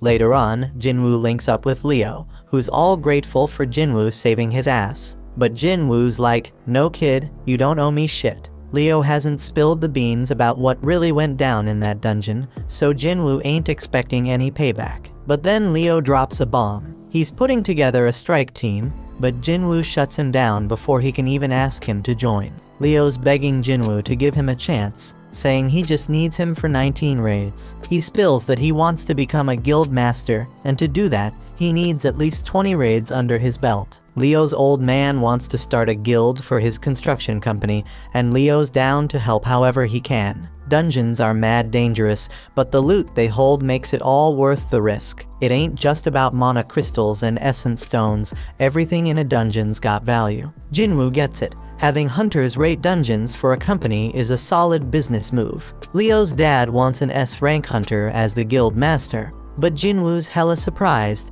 because there are only 7 rank hunters in the whole damn country. And to make it worse, the only S-rank who ain't already in a guild is Min, and that dude's retired. This means Leo's pops must be planning to snatch an S-rank from another guild. But Jinwoo warns him about that shit, because he's just gonna make enemies with the guild he takes them from. It's a risky game, my peeps. Leo switches up his game to convince Jinwoo and straight up tells him he gonna need some backup for their raids, especially if he wants to keep his power under wraps. And that's a genius move because it'll be way more convincing to his old man if he succeeds rolling with a low-rank hunter like Jinwoo who's playing pretend. Leo shows Jinwoo the building they're planning to use as the guild headquarters and says it's worth a crazy amount of money, like 30 billion yuan. That's some serious dough, man. Leo wants to give it all to Jinwoo in exchange for his help in completing 19 raids. Jinwoo would have been all over that offer in the past, but things have changed since he became the only dude who can level up. He's dead certain he can reach S rank, or maybe even higher the way things are going. But there's still too much unknown about his powers, and it would be too risky to team up with someone. So Jinwoo shuts it down and declines the offer. Leo ain't ready to give up just yet though. He promises to take Jinwoo's secret to the grave, but one look from Jinwoo sends chills down his spine, and he bounces. Meanwhile, Hung's younger brother Wang is super pissed about his brother's death and demands to know about the 2 survivors. His assistant Laura is straight up shocked when he asks what happens if he kills someone in another country, but she spills the beans anyway. If there's a treaty with that country, he gonna have a trial there, but if not, he getting sent back home to face the law. Wang wants to dip out there pronto, but Laura reminds him he has way too much going on, so he plans to deal with it later. He gives the survivors one more glare and just hopes they stick around long enough for him to take them out. The next day, Jinwoo hits the streets for a jog with his sister. Jinwoo asks her what she'd do if she had a crazy 30 billion yuan, but she can't even imagine what to do with that kind of cash because it's too damn unrealistic. When Jinwoo's flying solo, he notices his system counter keeps ticking even after he hits his goal. Gina catches up to him, but he already made up his mind to test how far that counter goes, so he takes off running again. He figures out it stops at double the goal, and after trying out all the tasks, the daily quest goes undercover. The reward for this gig comes with some straight up random loot boxes, but there's a catch: one's blessed and the other's cursed. Jinwoo ain't playing around, so he decides to roll with the blessed one for the day, and boom, he hits the jackpot. Homeboy scores another key, and it ain't just any key, it's the key to the Demon King's castle, and it is an S-level acquisition. But hold up, because that ain't even the craziest part. This key comes with a bonus ingredients for something called the Elixir of Life. And let me tell you, that's exactly what Jinwoo needed, because this elixir can cure any damn illness. Jinwoo pays a visit to his sick mother, and he knows he ain't got no other choice. He heads to the location, uses the key to open the gate, and he knows damn well this dungeon gonna be tough as nails, on the same level as Jeju Island. Jinwoo starts wondering if he has what it takes to handle this danger, but when a massive gate appears in front of him, he ain't backing down. Inside, flames are engulfing everything, and Jinwoo ain't gonna front, he's scared as hell. But hey, he got his teleportation stone as a backup plan in case things go south. Just then, a freaking giant monster pops up right in front of him. But Jinwoo already made up his mind he gotta get stronger, and he swears he ain't dying in this dungeon. This monster has a red name, meaning it's way stronger than him, but Jinwoo has the advantage of being a wolf assassin. Our boy uses dash to close the distance real quick and starts wailing at the beast. But man, he barely does any damage, even with the bonus effects. Jinwoo tries to activate his murderous intense skill, but the debuff gets cancelled out. Our boy tries to hit the monster with his other debuffs using his dagger, but they get cancelled out too.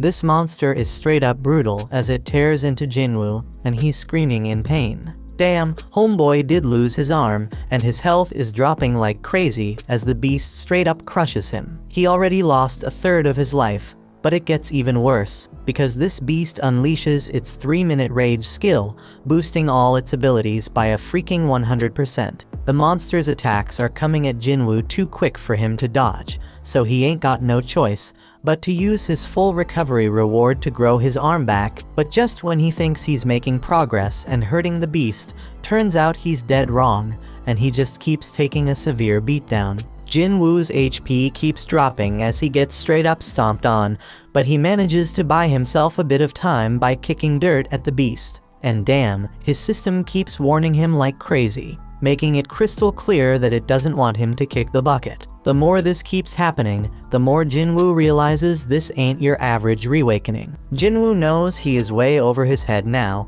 so he decides to bust out the teleportation stone. But out of nowhere, Cerberus shows up and knocks that stone right out of his hand. Jinwoo's in deep trouble now, because he only got a few more hits before he's done for. The dude's brain is working overtime trying to think of a solution, and just when he's about to lose hope, he remembers he got a shop in his system. He quickly buys 3 healing potions, but here's the catch: they only heal 100 health points each. The poison he gonna face from fighting the snake pops right up in front of him, and he realizes he has no other choice but to give it a shot. Jinwoo chugs that poison like a boss, so the system picks it up as a harmful substance and detoxifies it. It's a complete success because Jinwoo's muscles stay intact, and now he takes 20% less physical damage. Cerberus ain't playing around, and it lands a straight devastating attack on Jinwoo. But Jinwoo ain't giving up just yet, man. Homeboy declares he can still move, and guess what?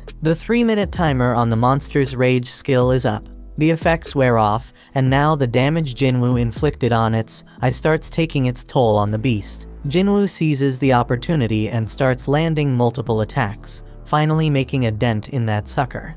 The beast almost chomps him up, but Jinwoo somehow manages to hold it back. dude goes airborne, but that powerful monster smashes him right back into the ground. Jinwoo finds himself in a tight spot once again, with his health damn near depleted and Cerberus squeezing him between its teeth. But Jinwoo ain't done fighting just yet. He digs deep and keeps stabbing that beast, even as it tosses him around like a Zorro. Jinwoo keeps on attacking, pouring every ounce of strength he has into one final blow. And guess what? That's the knockout punch right there. Cerberus comes crashing down, and a notification pops up. It says Jinwoo has defeated Hell's Gatekeeper. Homeboy levels up several times and his wounds magically heal. Killing the Gatekeeper earns Jinwoo the key to the demon's castle. He figured that's what Cerberus was protecting, but then he gets hit with a mysterious notification. It's the recipe for the elixir of life, and it requires 3 ingredients found in the castle. Jinwoo's fight with Cerberus gives him a clear idea of his current strength,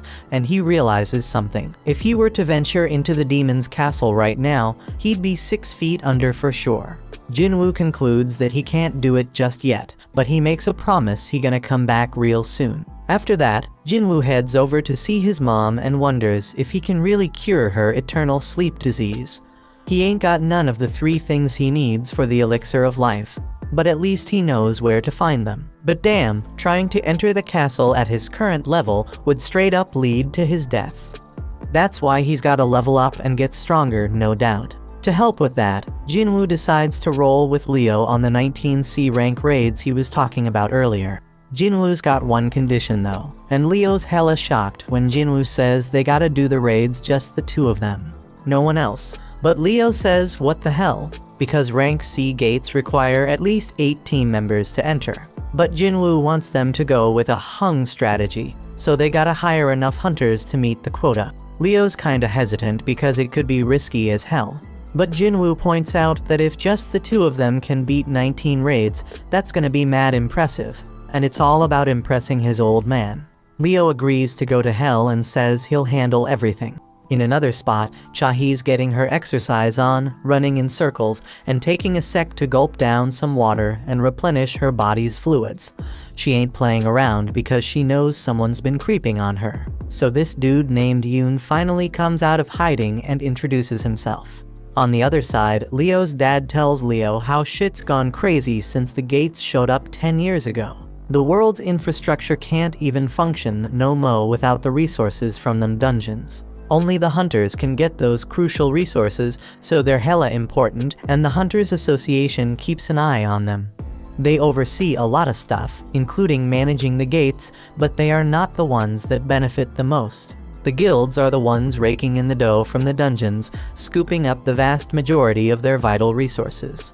They are balling rich, man. We talking about the Hunter Guild, White Tiger Guild, Reaper Guild, Fame Guild, and Knights Guild, the top 5 guilds in the whole country. They got a monopoly on all the profits from their dungeons. But Leo's pops ain't having none of that. He ain't letting it go on like that. He knows they gotta establish their own guild to achieve his goal, straight up. Leo's thinking about how risky it would be to hire some unknown's rank to partner up with his bro. But if his pops picked him as the guild leader instead, that problem could be solved. Over at the park, Jinwoo's doing his own running. Homeboy notices that any extra exercise he does ain't getting counted anymore. That damn cursed loot box he was offered before ain't even an option now. So he pulls out a regular loot box, hoping to find something good, but all he gets is a bingo card. Not what he was hoping for, man. Time goes by and Jinwoo keeps training, but he realizes the 3 points he's getting ain't doing much anymore because he leveled up. Leo still gotta get his shit together before they can enter the C-rank dungeons, but Jinwoo has a realization. If he can get back into that penalty zone, he might be able to take on that centipede he faced before. But he knows the fight might be tougher than he thinks, and there ain't no guarantee he'll get any experience points from it. Just then, Jinwoo gets a notification to join a D-rank mission. But hold up, it's from the Hunters Association, so that means he won't be able to fight solo. Over at some dojo, Song finishes up schooling some kid, teaching him a lesson. The kid's like, "Damn, I wish I fought you when you were at your best." But Song's real with him, saying he can't change the fact that he only has one arm now. Then Song gets a notification to join a raid, and the kid's like, "Why you ain't retired yet?" Song has some messed up memories, and he's missing a major part of his body, so the kid apologizes for making him feel down. Song explains that his prime years are in the past, but he still wants to contribute to society in his remaining time. Over in another spot, we got this kid playing while her scaredy cat dad Kim watches. He gets the same notification and knows it's his next raid. His wife reminds him that he barely made it out alive from his last one, and she wants him to consider doing something else. But Kim tells her they need the money because their kid's starting school soon. He assures her that it's gonna be all good because the Hunters Association doesn't send low-ranked hunters on dangerous missions, except for that one time. So the whole fam starts professing their love for each other and shit. In another spot, Beak is straight up pissed about having to do some useless interview, and it only makes him angrier when Mr. Choi tries to butter him up. But he chills out when Choi points out that he's the most fit for the job. Turns out Choi called him to his office to let him know that Yujin Construction is starting its own guild. But Beak already knows all that, so he demands Choi tell him what he's really there for. In Juhee's room, her mom straight up tells her to give up on being a hunter. Juhee's a B-rank hunter, but her mom still thinks she'll just get in everyone's way. She wants Juhee to come home, but that just sets Juhee off. She declares that her mom needs to stop Trina control her life. Juhee says she can make her own decisions and proves it by hanging up on her. Juhee admits she might be in the way, but she still wants to try and get better, and right then, she also gets the notification about the D-rank raid. Back at the office, Chahi walks by Beak and tells Choi that some scout approached her. Turns out it was from Yujin Construction, and they wanted her to be their guild master. But she turned down the offer, though now she's curious about what they talked to Beak about. Beak's chilling at a bar, thinking about their convo. Jojo Island's been sealed off since that failed raid, and folks Trina forget about the terror it brought. Mr. Choi sees himself as the weapon of humanity, but he can never forget about Jojo Island and/or what happened there. He plans to clear the island soon, and for that, he needs Beak and the crew on the same page. They gotta get stronger, gather allies, and sway public opinion. That's why he set up the interview and had Chahi train new hunters. Choi reminds Beak that he left something behind on that island, jogging Beak's memory about losing his old friends. In a dark place, an ugly man is pleading with someone to eliminate people. At Jinwoo's house, Gina's straight up shocked by how busy he's been.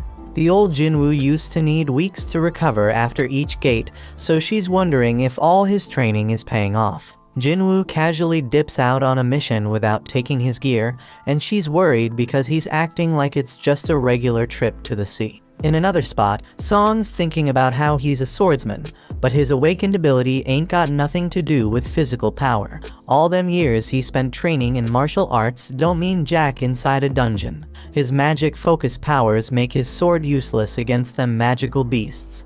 Then out of nowhere, he bumps into Jinwoo and notices how different he looks. Jinwoo can't really explain why his leg's back, so Song assumes some high-ranked healer must have found him that day. Song ain't as lucky because too much time passed for his injury to heal. They reach the gate and are surprised to see it's a reunion. Kim feels ashamed to face them, but Song figures it makes sense after what he did. 5 survivors from that messed up day are back together, so he's wondering what the deal is. It's been a hot minute since Juhee saw Jinwoo, so she peeps how much he's changed too.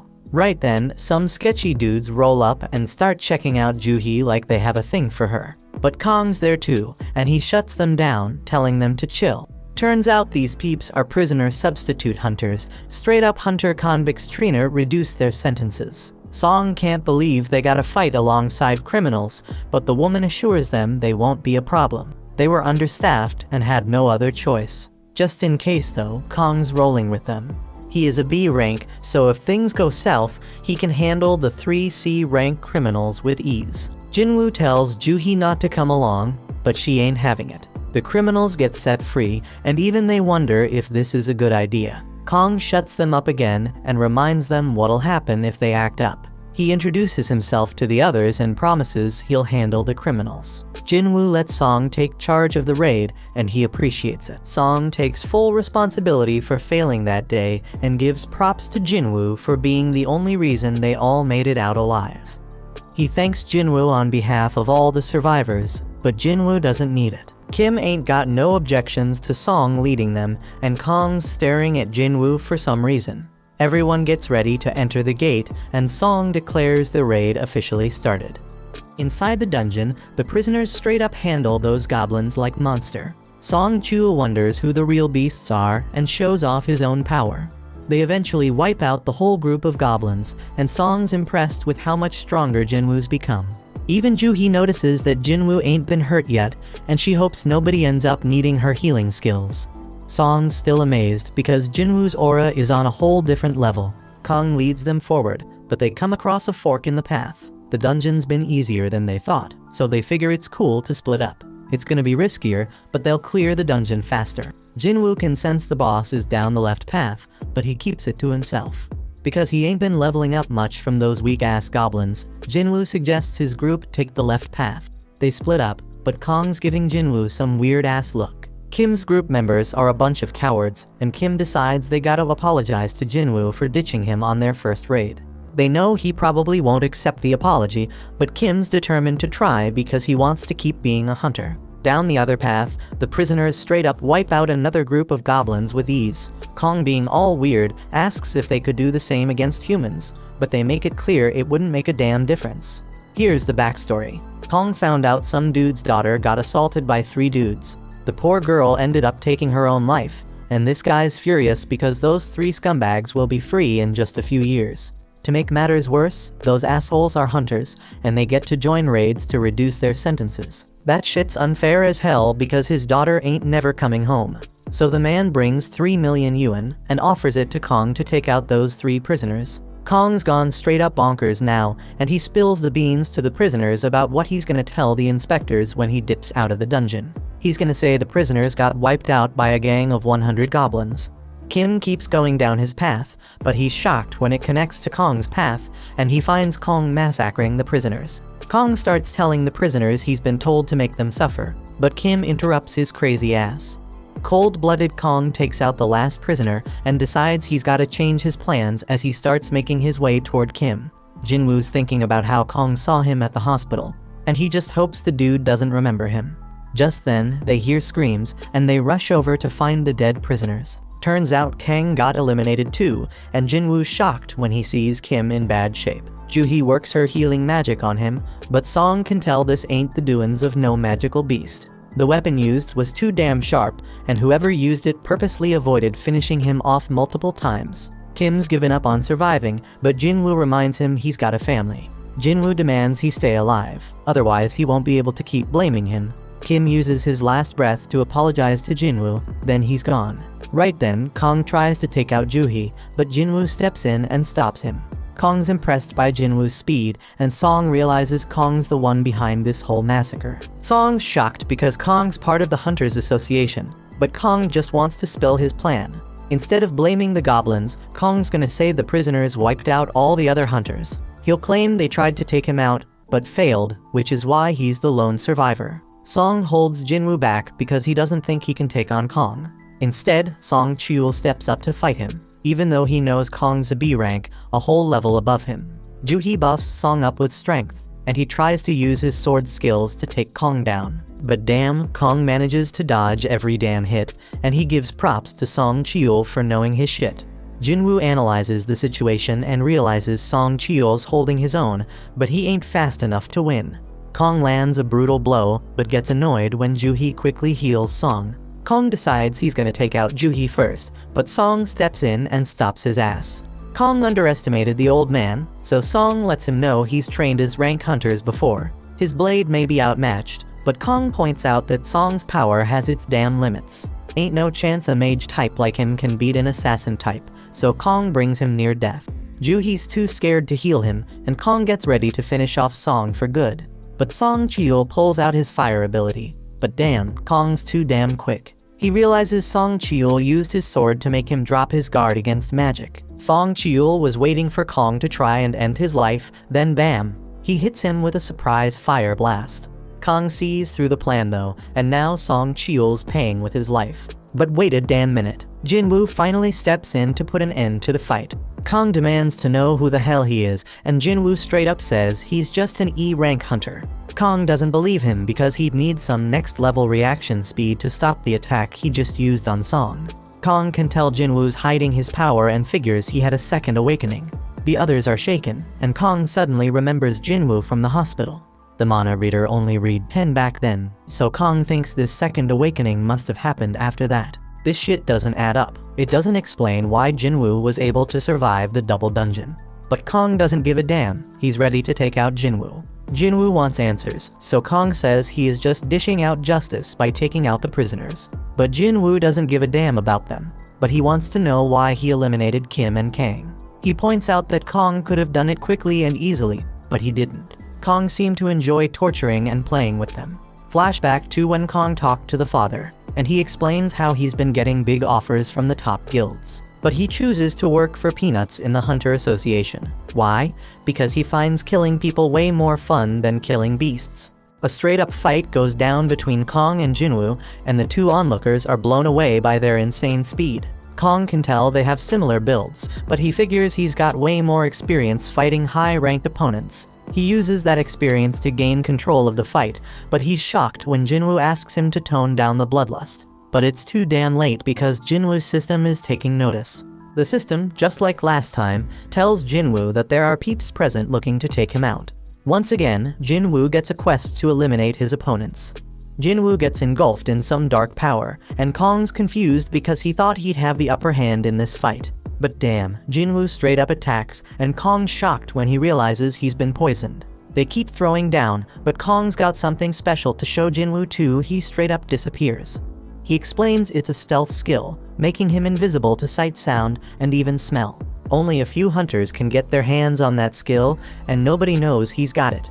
Kong manages to land a hit on Jinwoo and tells the others to back off and wait their turn. He's sure Jinwoo won't be able to do much with an injured leg. But damn, Kong's in for a surprise when Jinwoo instantly heals himself. Kong can't believe it because he's never heard of a combat hunter who can also use healing magic. Jinwoo's totally unpredictable, and that makes him one dangerous mofo. Jinwoo's changed big time, saying he just lost another emotion, and now he doesn't even need to get angry to take out scum like Kong. Kong realizes Jinwoo's taken human lives before, and Song is shocked to hear that. He figures Jinwoo's had to make some tough-ass decisions real quick, and that's why his appearance ain't the only thing that's changed. Kong tries to attack again, but he's in for a shock when Jinwoo tracks him by sensing his bloodlust. Kong still has a trick up his sleeve, but everything stops when Jinwoo activates his murderous intense skill. Darkness surrounds Kong, and he's straight up stunned when Jinwoo's blade goes through his chest. As Kong's life slips away, he mentions that he and Jinwoo are cut from the same cloth. They're both killing machines. The only reason he's dying is because he's weaker than Jinwoo. Kong still wants to know what the hell Jinwoo is. He's got assassin skills, healing powers, and debuffs, and Kong's never heard of anyone like that. Jinwoo doesn't spill the beans, but Kong points out that Jinwoo was able to take him out, so his E-ranked act is over. Jinwoo decides to drop a little truth bomb and explains that he's someone who gets stronger with every damn fight. Kong can see that Jinwoo's gonna keep getting stronger and stronger, but he's got a warning for him: if he keeps chasing more and more power, that same power might end up taking control of him. Jinwoo completes his quest and gets rewarded. He's noticed that the stronger he gets, the more it feels like something inside him is falling apart. His friends thank him for saving their asses, but Jinwoo tells them to get the hell out of the dungeon. They're shocked because Jinwoo plans to clear the dungeon all by his lonesome, but they realize he's strong enough to pull it off. Outside, Woo's mind is blown when he learns Kong is secretly killing folks. He is shown the only survivors of the mission Kong was on, and he's straight up surprised to see that Jinwoo's one of them. He apologizes for what went down, but most importantly, he wants to know who took out Kong. Jinwoo realizes he can't keep his secret anymore, which means he gotta cancel his deal with Leo. Right before he spills the beans, Song straight up lies and claims he's the one who eliminated Kong. Song's just a C rank, so he explains he only won because he had a healer's help. Woo's skeptical because Kong's a top B rank hunter, but he buys Song's story. Just then, Jinwoo reminds himself that he cannot get overconfident. He couldn't tell before, but Woo's an A rank hunter.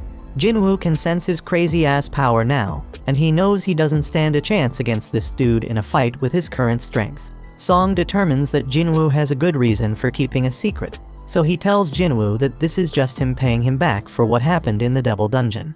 That night, Juhee wonders if Jinwoo remembers the stone he gave her. Jinwoo and Juhee take a little stroll while chatting about how much Jinwoo's changed. Juhee's the total opposite because she ain't changed a bit, and she realizes she's too timid to be a hunter. She should really be joining them A rank raids, but she settles for the lowest rank ones instead. It ain't all that bad though, because it led her to meet Jinwoo, and she started healing him. The dude was always getting himself hurt, but she'll never forget how his eyes always had that determined look. Juhee gives back the crystal he gave her and spills that she's gonna retire. She's heading back to live with her folks, but they agree to hang out if they ever cross paths again. A look back shows that Woo was very skeptical of Jinwoo. He didn't believe some E rank like him could take down B rank Kong. Jinwoo was already found to not have had a reawakening, so we just let him be. But Woo did give him a warning though. Hun's brother Dongsu heard that Jinwoo and Leo were the only ones who survived after his brother got wiped out, so he might be coming after them. This shit's damn shocking because Dongsu's an S rank hunter. Dongsu probably doesn't give a damn about the facts, and is just pissed that Jinwoo made it while his brother didn't. Unfortunately for Jinwoo, the law can't do shit against S rank hunters, and they can bring either miracles or disasters. One of these monsters is after Jinwoo, so Woo suggests he gather his family and dip out of the country. But Jinwoo just sees this as another reason to get stronger, because if he doesn't, he ain't gonna survive. Jinwoo rolls up to meet Leo, but he's hella confused by what he sees. Leo explains that this is their strike team. He focused on finding people who have the skills to be hunters, but can't work for various reasons and are struggling to make ends meet. Jinwoo points out that he hired a high schooler, but she claps back saying she's a qualified hunter just like the rest. She does get a bit down when Jinwoo figures out she's an E rank with no raiding experience. But it doesn't really matter because Jinwoo lets them all know they'll be waiting outside while he and Leo handle everything. They're all getting paid 3 million yuan each, which is a sweet deal because they ain't gotta do shit. The only catch is they can't blab about it to anyone, or they gotta pay back 10 times what they got.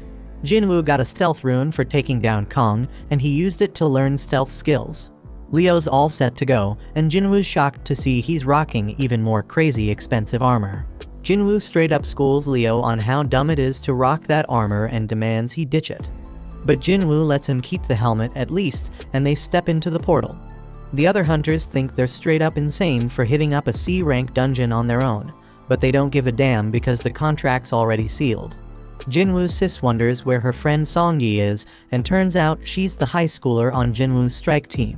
The hunters chat about how a full strike team would take a solid 2 hours to finish this raid, so when they see Leo pop out of the portal, they assume they just bailed.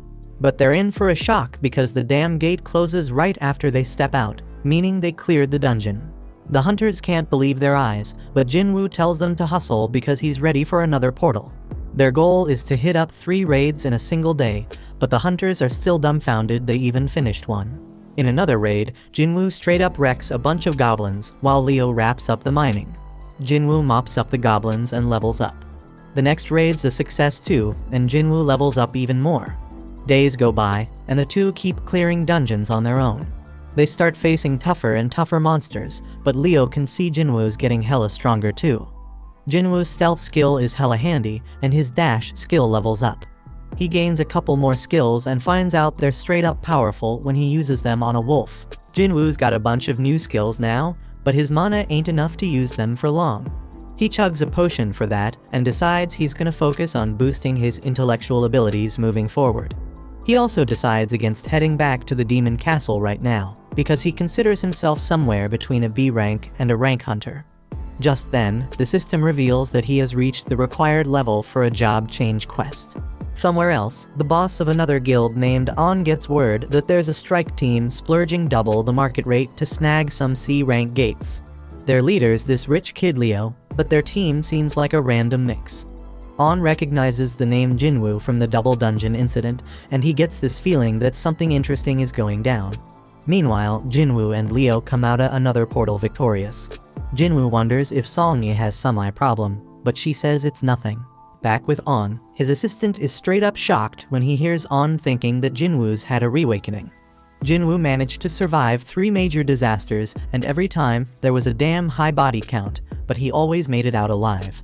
Reawakening's the only explanation, so On heads out to scout this promising rookie. On rolls up at Jinwoo's portal, but he's hella shocked because it looks like they're having some sort of picnic. Song-yi explains the area's off limits and makes it clear she's a hunter. She admits she's part of the strike team, and On's mind is blown when he realizes Jinwoo straight up left the whole crew behind to enter the dungeon solo. On thinks Jinwoo could be his biggest discovery yet, but he surprisingly just leaves. The dudes step out the gate, and Jinwoo spills to Leo that he's swamped tomorrow and can't make it for any raids, so they hold off on a few. Then we get a glimpse of this super weird scene, and Mr. Choi wakes up from that nightmare. He peeps at some paperwork and figures out it's almost time for the recon mission on Jojo Island. Jinwoo wraps up his day of raiding, and On introduces himself as the manager of the White Tigers Guild. The White Tigers Guild is one of the top guilds in the country, always hunting for new talent. On thankfully gets right to the point and offers to pay Jinwoo double what Eugen Construction is paying him if he joins his guild. On's hella confident Jinwoo's in E rank and can't turn down that offer. But he's in for a surprise when Jinwoo wants to know the worth of the White Tigers Guild headquarters. It's worth a cool 50 billion, so the dude's mind is blown when Jinwoo reveals that a construction company's hooking him up with a building worth 30 billion. Jinwoo backs up his claim with evidence, but On reveals that he isn't qualified to offer them their 50 billion building. Jinwoo loses interest and bounces, but he's curious how On got wind of him. Jinwoo puts fear in this dude, making sure he ain't snooping around, and then vanishes. On realizes that Jinwoo used stealth to cut him, and he's hella shocked when he considers Jinwoo's reawakening with that stealth ability. Jinwoo tells him not to turn around, so On explains he's just digging into who's buying up all the gates. Jinwoo demands to know who else knows about him, and On spills it's just him and one of his peeps. Jinwoo warns that if word starts spreading about him, they'll be the first suspects on his list. On agrees to keep everything on the down low, so Jinwoo reveals himself again. Jinwoo gotta keep snatching the gates for a while, but that's causing problems for the guild because they need to train new recruits. Jinwoo agrees to let them cop 3 gates from him, but On's straight up shocked when Jinwoo tells him they gotta cough up 300 million yuan for each. The dude begs Jinwoo to drop it to 200 million, and Jinwoo surprisingly agrees. They seal the deal for 3 gates, but their interaction ain't over because Jinwoo wants to hook On up with something. He tells On to close his eyes and open his mouth, and then Jinwoo hands him a healing potion for that cut on his face. Jinwoo reveals he trusts On, but he reminds him to keep his trap shut. On's assistant wonders how it went down, and On tells him he thinks Jinwoo might be an even bigger deal than he originally thought. The next day, Leo confirms they got the 600 million yuan. Leo points out they were gonna ditch the gates anyway, so he can't believe Jinwoo managed to score so much cash for them. Leo wants to know more, but Jinwoo says it's a trade secret. Back with the White Tiger Guild, On realizes Jinwoo played him, because now there's a bunch of C-rank gates that have appeared selling for less than 70 million yuan. Jinwoo sends him a message informing him that they are now on an equal footing after spying on him. On realizes Jinwoo ain't someone to mess with, but he's glad he got his contact info. Elsewhere, we see Jinwoo heading out on a road trip to find out what this job change quest is all about. Jinwoo arrives in some forest far away from civilization because he has no clue what to expect from the job change quest. He already tackled 2 dungeons with keys, but those were mandatory quests, like the penalty and emergency ones. But this job quest? It's optional, and they even gave him time to decide. Jinwoo figures it's a major event that's gonna level him up by getting skills perfect for his job, so he decides to accept, and the gate opens. Jinwoo just remembers he ain't done his daily quest yet, but he'll get to it later. He declares that the real game begins right now, and steps into the gate. Meanwhile, Leo's having a meal with his father, and his bro shows up too. Inside the dungeon, Jinwoo realizes he can't use potions or fully recover. He won't be able to leave until the quest is complete either, so he will have to be very careful. Suddenly, he hears something coming his way, and he gets ready for action. Turns out it's an armor-type beast, and Jinwoo wastes no time attacking it. But damn, his attack does nothing, and he was caught off guard by the monster's power. Jinwoo tries another hit, but it's still useless. He dodges a bunch of attacks and declares that he's faced stronger creatures with even tougher defenses. Jinwoo then uses his bare hands and tears the monster apart. Jinwoo ain't too thrilled because he basically wasted one use of his fatal strike skill. But he can't stay mad for long because he has some company. Meanwhile, Leo's dad wonders how Jisung's guild establishment efforts are going. He heard that all the S-rank hunters he reached out to turned him down. That's true, but Jisung explains he's talking to hunters from other countries. Leo realizes that this will be more competition for him, and he is shocked when Jisung reveals that he knows he has been working on something in secret. Jisung warns Leo not to get in his way because he knows what's up. Leo stays quiet, but he's certain Jisung wouldn't be talking like that if he knew how powerful his partner is. Back in the dungeon, Jinwoo straight up wrecking them monsters. He knows he's gonna need a rest soon, but he senses something and takes out another monster. He can't believe it was using stealth, and to top it off, a mage with light magic shows up.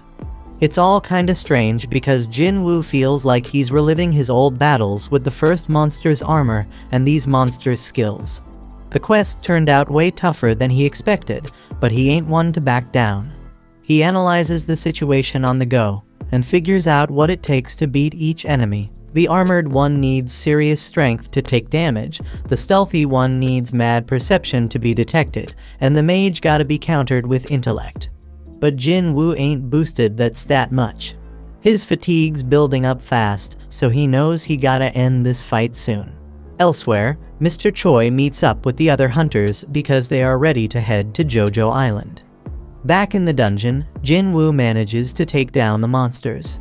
He finds a chest plate as his reward and realizes he ain't done much with gear yet. He puts it on and's glad to see it can go invisible, and don't mess with his movement. Jinwoo's level has gone up, and he also has plenty of golden items. His fatigue has recovered as well, so he continues through the dungeon. Jinwoo opens the giant door, and the gust of wind that comes out of it gives him the chills. Inside is some kind of throne room, and he is shocked by what awaits him. The sound he hears and the presence he feels make his whole body remember something. The pressure he's feeling is on the same level as that double dungeon craziness. Jinwoo can't believe it because all that intensity coming from just one opponent. This enemy, a knight commander called Igris, got his name in red, and Jinwoo knows this dude ain't like any enemy he ever faced. Igris instantly attacks with intense speed, and Jinwoo is shocked to see that this guy chops through pillars like they are tiny tree branches. This monster overpowered Jinwoo quickly with his next hit, and Jinwoo had no chance of keeping up. He getting tossed around like a rag doll, and Jinwoo can't believe what a freaking monster this guy is. Jinwoo shows his insane speed as he throws a barrage of attacks, but his blade does nothing against the knight's armor. Jinwoo is barely able to block one attack, but he gets thrown back. He realizes they matched in speed, but Igris way more powerful than him. This dude was hella dangerous, and Jinwoo wondered if he got any shot at beating him. Jinwoo ain't too sure he can win without a weapon, but he only has one idea to deal some damage through Iggy's armor. He puts away his dagger, and to his surprise, the knight tosses his weapons aside too. Meanwhile, Mr. Choi gives a call to the chairman and shows his gratitude for approving the operation. The chairman warns him to stay careful, but Mr. Choi already knowing the danger involved. He is aware that this expedition is just about checking the threat levels. They're gonna poke at the enemy and see how they react. Mr. Choi staying diligent as always, and he explains that it's because the last raid on Jojo Island ain't really ended for him. Back in the dungeon, Igris wastes zero time crushing Jinwoo. He tosses Jinwoo around like he's some kind of toy, landing a barrage of punches on him. Jinwoo gets sent flying through a wall, and he is straight up shocked by his opponent. He blocked all them punches, but still feels like he lost 500 HP. Jinwoo is glad he rocked that armor because he'd be 6 feet under if he hadn't. He gotta admit he can't overpower this dude, so he decides to amp up his speed instead. Jinwoo flies around him and manages to finally push him back. He throws out a bunch more attacks, but it becomes crystal clear he ain't catching this guy again. The dude keeps tossing him around, and Jinwoo notices his skill also boosting his defense. He's still getting wrecked by this dude, getting dragged back into the room, but Jinwoo keeps fighting back. His efforts start paying off when Jinwoo pulls off a sick move, landing a kick straight to Aegis's head. Jinwoo realizes this might actually backfire on him, and the knight comes at him even harder. Jinwoo just keeps taking a straight-up beatdown, getting tossed onto the throne while Aegis looms over him. Back home, Gina leaves some dinner for Jinwoo and goes to study. We also catch a glimpse of Jinwoo's mom at the hospital. But back with Jinwoo, he is in really bad shape as the knight grabs his sword, ready to end Jinwoo's life. He went in for the kill, but Jinwoo was swift as hell, stopping him with just one hand. Jinwoo declares that he hasn't lost yet and pushes Aegis back. He summons his blade and manages to stab the knight through the gap in his helmet. Jinwoo puts all his power into pushing Aegis back and slamming him against the wall. The knight tries to use Jinwoo's blade, but Jinwoo stops him, saying his dagger doesn't switch owners. It just goes back to his inventory, where he can summon it again. Jinwoo drives his blade through the knight's skull, but the hit ain't deep enough. He knows he gotta go deeper, so he uses every last ounce of power to drive the blade further into the knight. Jinwoo pulls out all his fatal strikes and lands the most powerful blow he ever dealt.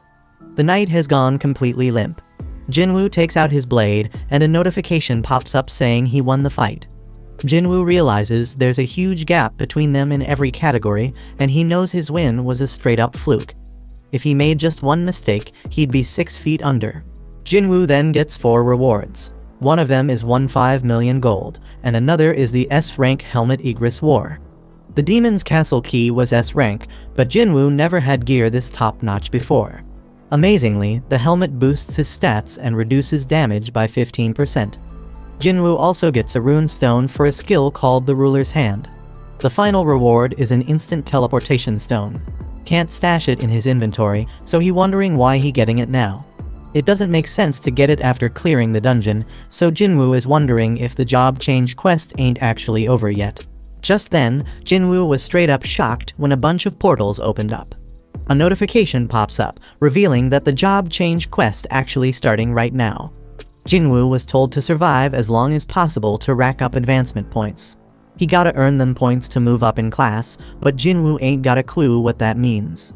A timer pops up, and Jinwoo realizes he is about to face an endless wave of enemies. He is relieved to see these fools ain't as strong as Aegis, because he knows he'd be overwhelmed in seconds if they were. Jinwoo is confident he can handle them, but damn, there's a whole damn army of them. But Jinwoo ain't scared, he charges right at them. Meanwhile, we watch as the other hunters fly off to Jojo Island. After a while, we are back with Jinwoo, still in the thick of the fight because the gates keep spitting out more enemies. The real deal with this quest is to survive as long as possible, so Jinwoo starts using his stealth skills. He gotta manage his mana, so he can buy himself as much time as he can. Jinwoo's plan is completely ruined though, when a mage breaks his stealth. He right back to throwing fists, but now it's even worse because he can't use stealth or murderous intent no more. Jinwoo takes a sword straight to his back, and he is straight up shocked when he realizes it's only been 5 minutes. Shit getting way too dangerous, and Jinwoo knows he can't keep going.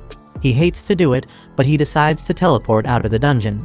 But before he can, some monster knocks the stone right out of his hand. Now Jinwoo is in deep shit as the huge group of enemies descends on him. Jinwoo continues to get thrashed about by the monsters, and there is no way out now that he has lost the teleportation stone. The only shot he got at surviving is if he whoops all their sorry asses, so Jinwoo gets back in the fight. It's looking pretty damn dire though, because his stamina running on empty and he can't use stealth or murderous intent. But you know our boy never gives up, he is dead set on staying alive. Jinwoo keeps fighting for his life, and he thinks about how he has been living at the bottom his whole damn life. He could never give up on chasing more, and this moment ain't no different. Jinwoo's knuckles are all messed up, and his heart starts racing. Just then, the monsters start talking. The voices saying Jinwoo got the nickname of the weakest hunter in mankind. They mocked him because he had to go to the hospital after going through a rank gate. Just then, the imaginary Song Cheol and Juhee show up, and they tell Jinwoo to stop forcing himself to fight. After that, Jinwoo's younger self appears and says he come a long way already, so that should be enough. His old self can't even recognize the new Jinwoo because he is taller and in a way better shape. But he explains that the changes are only on the surface. Deep down, Jinwoo is still weak, and he is about to die again. The old Jinwoo says Jinwoo always gonna be E-rank hunter, a dreamer who never learned his place in the world. Jinwoo dodges some attacks, but he can't keep it up because he getting crushed. Young Jinwoo tells him he getting what he deserves for thinking he was ready for this kind of fight. Them words start making Jinwoo wonder if he really ain't changed at all. Just then, a notification reveals that the time is up on his daily quest, and he will have to be penalized for not completing it. Lucky for him, that means he gonna be taken to the penalty area. Jinwoo finally got it. Luck is a skill factor, and young Jinwoo figured whoever was behind all this didn't want him dead just yet. He says his goodbyes and Jinwoo gets transported to the penalty zone. When he gets there, he feels grateful because this penalty actually saved his life. Jinwoo wondered though if it was really just luck or if the system keeping him alive. He decides not to overthink it and pops some potions to recover his stamina. Damn unfortunate though, because a notification saying if he too messed up, potions won't heal his HP. He gotta either wait and heal naturally or level up to get restored. Just then, a whole bunch of the monsters from earlier show up, and Jinwoo saying as long as he doesn't die, any pain he feels just gonna make him stronger. Back at home, Gina notices Jinwoo ain't come back and wonders if he got himself a girl. She decided that ain't possible and just hoped he remembered to be there for her guardian teacher meeting. Back with Jinwoo, he has defeated the monsters he was once terrified of and has recovered his health from leveling up. He got 10 minutes left in the penalty zone, so he used that time to cop the Night Killer Dagger. This weapon is perfect because it does 25% more damage to armor-type beasts. Jinwoo uses the rune he got from fighting Igris, and it gives him the active skill called Ruler's Hand. Surprisingly, it doesn't use mana, and it lets him mess with objects without touching them directly. He remembers Igris using this on his sword, but Jinwoo tests it and finds that he can't move large objects yet. Time is almost up, so Jinwoo declares that he will have to rely on a little bit of luck to carry him to the end. Jinwoo gets teleported back to the dungeon and gets ready for another round of fighting. Back with the other hunters, they getting closer to Jojo Island. Choi is told that there are multiple sources of mana in the water, and Choi is straight up shocked by what he sees. In the dungeon, Jinwoo feels really good about how his Night Killer Dagger performing, but he can't shake this weird feeling he getting. He keeps killing their beasts, but it doesn't feel like he actually doing it. Jinwoo is more worried about the mages casting spells without actually attacking. Just then, Jinwoo realizes that they are responsible for opening the gates and summoning the knights. He decides to go after the mages and finds out that taking down one of them makes some of the knights fall apart. Knowing this, he goes after the rest of the mages and starts taking control of the fight. The mages try to hide behind the knights, but Jinwoo manages to take out another one, leaving 3 mages still standing. These sneaky last 3 combine their power and summon a golem, so Jinwoo makes his way to higher ground. He can disable it for a moment and think about how them dumb mages probably thought one strong monster was better than a bunch of small ones. Jinwoo points out that this is wrong though, since having fewer targets makes it easier to go after the mages. Jinwoo finally manages to wipe out all the mages, but the golem is still standing. Our hero Jinwoo got so damn strong that he straight up used brute force to destroy that golem. With that, all the monsters get defeated, and a notification pops up saying he finished the job change quest. Now he can switch to a more advanced class with the points he earned based on how he performed during the quest.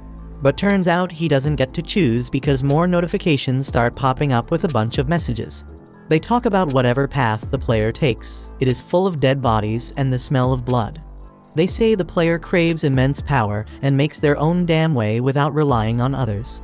The messages mention how a shadow army gonna follow the player's orders, and Jinwoo is straight up shocked when he sees his new job class gonna be a necromancer. This shit doesn't make any sense to him at all, because he ain't put anything into his intellect stat. Necromancers are usually magic-type classes summoning undead monsters as servants. Jinwoo though, he built like an assassin. His main thing is strength, and all his skills match that fighting style. If he ends up with a class like Necromancer, then all the work he put into his current build gonna be wasted. But just then, Jinwoo feels relieved when he sees he can reject it. He says no, but the system points out that Necromancer is a hidden class and asks him again if he really want to decline it. Jinwoo takes a second to think about it and wonders if it is a hidden class means it has some special power. Jinwoo wished he had an example to compare it to, and he realized it was pretty damn similar to the summoning magic the mages were using. Encountering them seems like too much of a coincidence, so Jinwoo wonders if this job change quest was pre-arranged by the system. The whole idea of summoning beasts like mages got him really interested. Them mages ain't all that strong on their own, but Jinwoo knows he is. Ain't no rule saying necromancers can't be frontline fighters, and that's exactly what he gonna do. Jinwoo figures if classes work like stats, then as he levels up, his necromancy skills gonna level up too. That means the shadow army the system talking about gonna get stronger too. Jinwoo getting hyped up thinking about not solo leveling anymore, so he decides to accept the necromancer class. Just then, some dark power burst up from under his feet, and the system started awarding him points based on his performance. Jinwoo did amazingly well during the quest, so his total advancement points exceeded the class threshold. The dark power erupts even more, and Jinwoo starts floating because the advancement is about to be complete. Jinwoo is then shocked when he sees that he already moved on from the Necromancer class, all the way to the Shadow Monarch class. He also got unique class skills and 10 ability points. Jinwoo wonders if the quest is finally over, but he begins to hear sounds that seem to be coming from people in pain. Now Jinwoo can see this dark shadow coming from the monsters, and he can use his skill called Shadow Extraction on them. First thing, he gotta pick a command word, so he goes with Arise. As soon as he says it, Jinwoo is straight up ecstatic when he sees the first members of his shadow army. Apart from Shadow Extraction, Jinwoo has another skill called Shadow Storage. Shadow Extraction lets him drain some of his mana to create shadow soldiers, and Shadow Storage lets him keep them soldiers and summon them whenever he wants. The only thing Jinwoo gotta be careful about is that the extraction can fail depending on the strength of the target and how long they have been dead. There is more to this ability, because Jinwoo sees he summoned both knights and mages, and they come in different ranks too. Jinwoo gets all excited thinking about whether he can even extract his rank shadows, and if they are as strong as they were in real life. Jinwoo rushes to Igris and finds out extraction is possible. There is a limit to how many extractions he can do and how many he can store, so Jinwoo lets out 11 soldiers. Jinwoo turns back to the Knight Commander, Igris the Blood Red, and says the word Arise. Igris' shadow starts coming out, but then this huge burst of power pushes Jinwoo back and the extraction fails. Jinwoo only had 2 more tries left, but his second attempt failed too. Back at the Hunters Association, Goto reminds Woo that hunters can never grow their power unless they undergo a reawakening. That's why they train their combat skills and gather allies. Back with Jinwoo, he talks to Igris and reminds him that he is a warrior. Slicing down enemies with his sword is his damn purpose in life, and Jinwoo damn sure doesn't want to just sit around and waste away. Jinwoo straight up declares that if Igris needs someone to dedicate his sword to, then he should serve him. Jinwoo uses his last shot and once again tells Igris to arise. A whole lot of power burst out of Igris's dead body, but this time it was different. Igris' shadow came out, and Jinwoo got the chance to give his level knight a name. Jinwoo shows respect and gives him his old name Igris. At the same time, Go explains that reawakenings happen every damn day, and he hopes this gonna bring forth a hunter that breaks all expectations. Right at that moment, Igris and the rest of Jinwoo's shadow army kneel before him. Jinwoo is straight up amazed by the sight and declares that they all riding with him now. Back with the other hunters, they finally reached Jojo Island. Choi examined one of the red ants from that messed up raid, and he was straight up shocked by what he saw. He says the monsters are evolving, and we see that the ants have grown wings. The story then continues with Jinwoo sleeping in late only to be jolted awake by a call from Gina. Hearing his groggy voice, Gina immediately knows he's still in bed and asks if he even realizes what time it is. Glancing at the clock, Jinwoo notices it's already 2 in the afternoon, so Gina quickly reminds him that her parent-teacher meeting is today. Later, Jinwoo arrives at the meeting looking surprisingly well dressed. Gina is stunned by how dashing he appears, prompting Jinwoo to wonder if something's wrong, but Gina reassures him it's not that, it's just unexpected. He then explains that he just had to dress appropriately since showing up in sportswear wouldn't be suitable. Gina muses about how much people can change, and as they walk through the school halls, Jinwoo garners attention from the girls around, leaving them whispering in curiosity. Jana, noticing this, teases him about not having a girlfriend yet, offering to introduce him to someone, but he angrily dismisses the idea. Later, Jinwoo meets with Jana's teacher, who is full of praise for her. The teacher describes Jana as an exemplary student and role model, noting her strong performance in mock exams. Confident that Jana can get into medical college, she advises Jinwoo not to pressure her too much, and Jinwoo agrees. But before the meeting concludes, the teacher asks Jinwoo what he would do if Jina awakened and wanted to become a hunter. Jinwoo's response is immediate and firm that he wouldn't allow it. The teacher expected such an answer and mentions she has a favorite ask. The story then transitions to Jinwoo meeting Song-yi, who is surprised to see him. Jinwoo reveals he is Jina's brother, and Song-yi quickly pieces together that the teacher must have sent him to convince her to quit being a hunter. She defiantly refuses, saying she won't quit or return to school.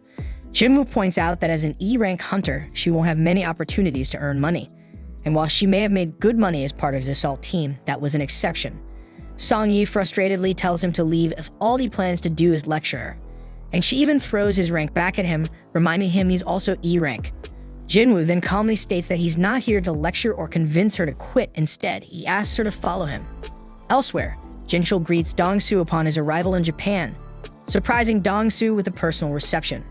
Dong-soo sarcastically notes that the chief of the Hunter Association himself has come to welcome him. But Jinchul wastes no time and directly asks how long Dong-soo plans to stay. Dong-soo reassures him not to worry, as he won't be around for long. Jinchul, however, is skeptical, noting that Dong-soo has returned to the very country he betrayed, ostensibly just to meet two specific individuals. Dong-soo smirks, confident that Jinchul knows the truth. His visit isn't just to see them. And he eerily suggests the surveillance team should turn a blind eye to whatever happens to those two in a dungeon, revealing his intent to eliminate Jinwoo first and then Leo. And he confidently remarks that Jinchul's abilities won't be enough to stop him, and Jinchul simply responds that he is just doing his duty. Elsewhere, we see some